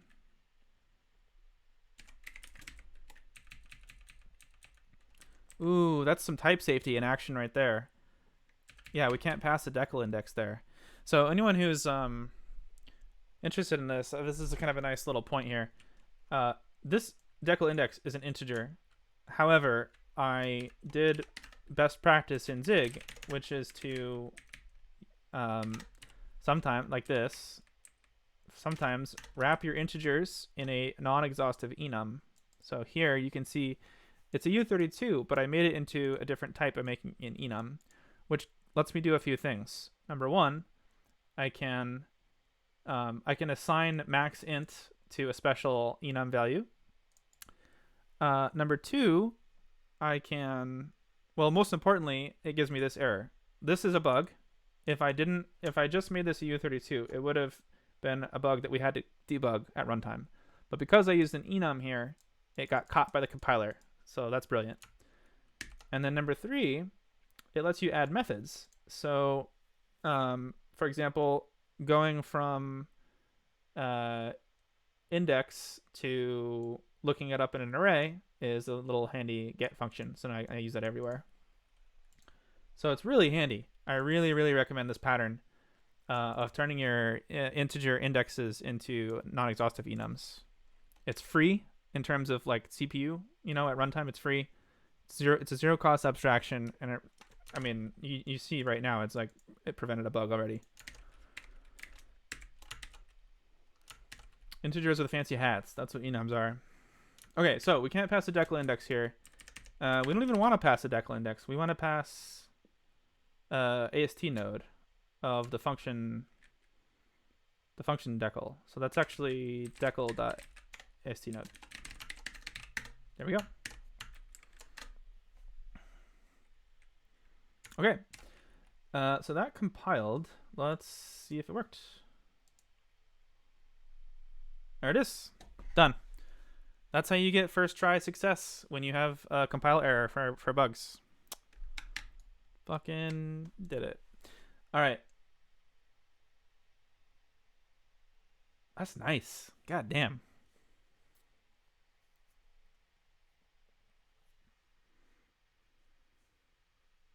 Really happy with this. We're almost in one day. We're up to speed here. We're still missing parameters. So. All right. Here's the plan now. I'm gonna type it in. Okay, number 8. More. One last bathroom break.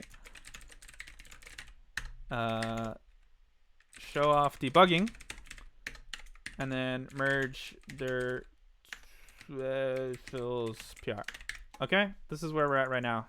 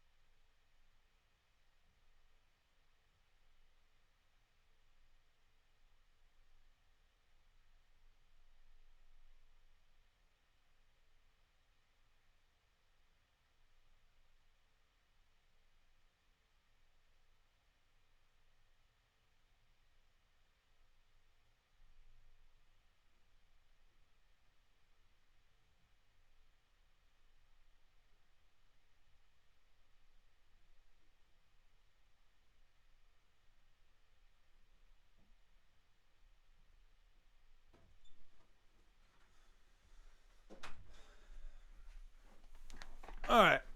Oh, my Windows computer just rebooted. Okay.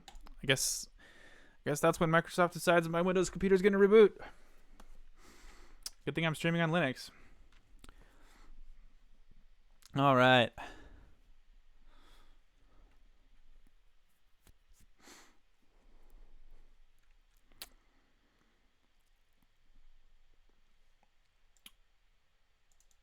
Cool. All right, let's make a commit. Let's show off debugging. Let's merge Der Teufel's PR, and then let's call it a night. And then we can eat gummy bears.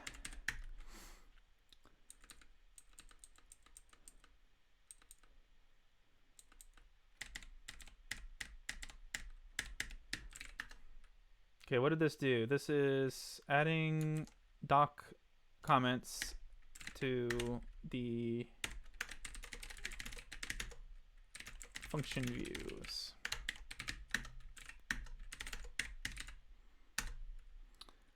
Okay. Next thing I want to show off. Okay, so Der Teufel was saying, what was the page specifically? There was one that's gonna crash in Zig. So let's see what that looks like. Let's see what that debugging experience looks like. There it is. So if we browse to nt create file. Okay, I gotta swap my I gotta swap out for the real deal here. Okay.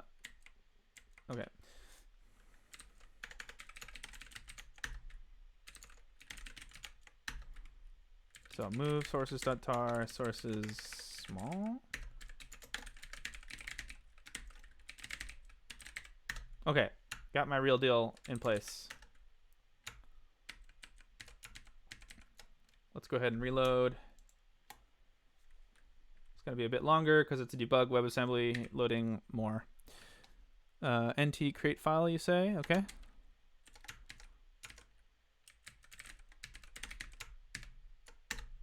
Okay, so this is what it looks like when we crash in WebAssembly.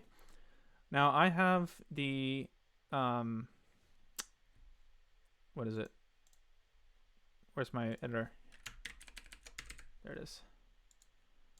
I have this extension installed.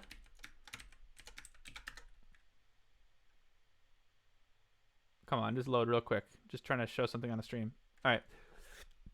I have this installed. I highly recommend. It's been working really well. 3.6 stars. Not sure what's going on with that. But as you can see here, we started off in JavaScript, and look at that. It goes into Zig. So boom, we have a JavaScript and Zig stack trace all in one. So in the JavaScript code, we're calling this decal from proto HTML function, and then we jump into Zig. We can see that we're failing this assertion. We thought something was a function declaration, but clearly it's not. So we went into here. We called panic. We called trap. That's why we're getting this assertion. And you can see it even has debugging information for stuff. That's so good. And you can step debug. You can go one line at a time. It's really nice. It's just straight up dwarf information for WebAssembly. Yeah. It makes debugging a breeze. It's, everyone jokes about the 10x developer, but I mean, the person who has debug info is definitely working 10 times faster than the person who doesn't have debug info. That's for sure. So anyway, that's it. I just want to show that. We're not going to bother fixing this right now because I want to end the stream and go eat food. But there was one more thing we wanted to do. PR. Let's take a look. Did I push? Okay, everything up to date. So let's take a look at Der Teufel's PR. I don't know what time it is in Germany. I'm imagining it's probably pretty late. Fix omitting parent decals names in search results. Let's take a look. Okay, so we're inside a parent namespace. If the parent's not none, we do that. Decal.extrainfo.name. Decal.parent. Parent.get.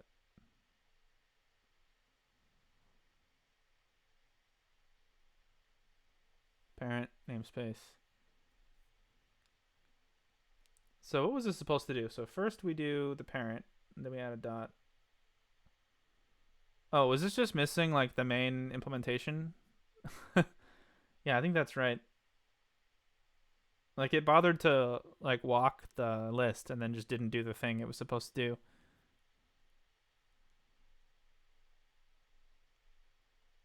Yeah, I think that's good. Pen parent namespace. Where is the pen parent namespace called from?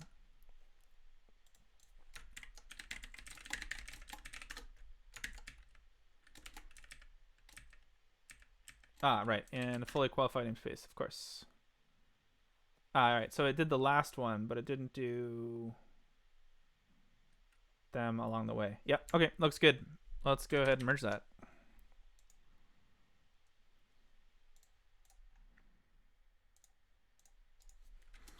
Thanks. Don't forget to appreciate people who are doing volunteer labor. All right.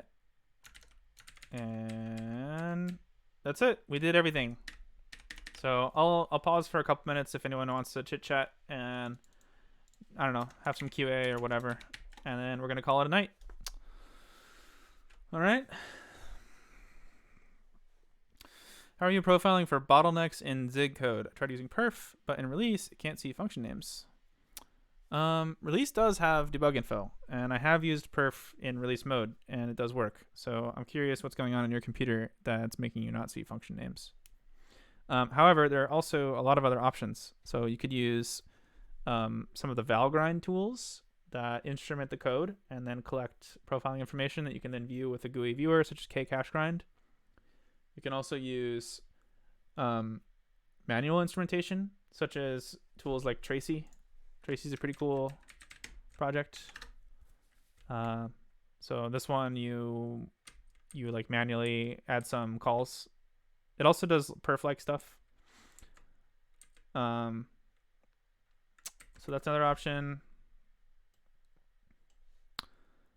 No strip is the default in release fast mode. So you don't need to do this. Not necessary. No strip is the default in release fast and release safe.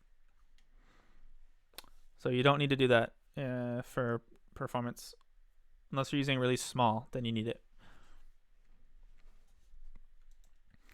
What else? There's a lot of stuff too. There's a lot of basically it's the same as C and C++. So if you look up learning material for how to do performance testing for C and C++, it's the same as for Zig. Standard tooling. Are you experimenting with snake case for function names? Yeah, I'm experimenting with it. It's kind of okay, but sometimes you end up with like also identifiers that have their names, but then they're also functions, which is kind of annoying. So for example, if this one was using camel case,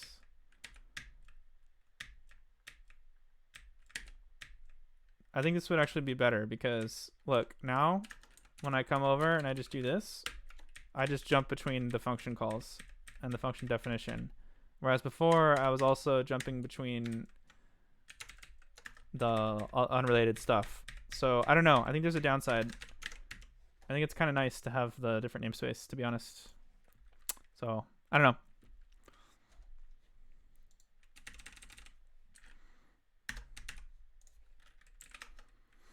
I am experimenting with it though. So I know that's an issue for some people. Well, I'm gonna poke around for someone to raid.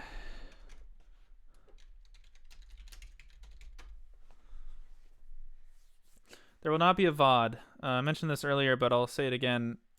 I'm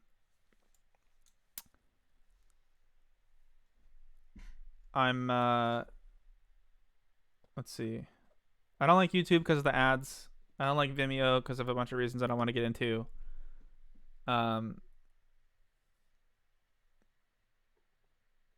gonna set up PeerTube. That's the end game here. So just give me some time. I'll get like a big 5 terabyte drive. I'll set up my home server. I'll run PeerTube on it, and then I'll host my stuff there. So just let me indulge in a little bit of techno veganism, and we'll get there. But for now, this will not be like, it'll be on Twitch for 5 days or whatever, and then it'll be gone. Oh man, it's another clue. Snake case function names would destroy your secret. What? Man, that clue is like a red herring, I swear. All right. Well, I think that's gonna be it for the day. I feel like we made some nice progress. Hopefully, this helped. Some people feel like they could contribute to the project if they like. Now you can kind of get a little intro to how development works on this project. But I don't know. I'll see you in a week or two, or however long until I decide to stream again. So thanks everyone. See you next time. Oh wait, I have Control C on. Boom.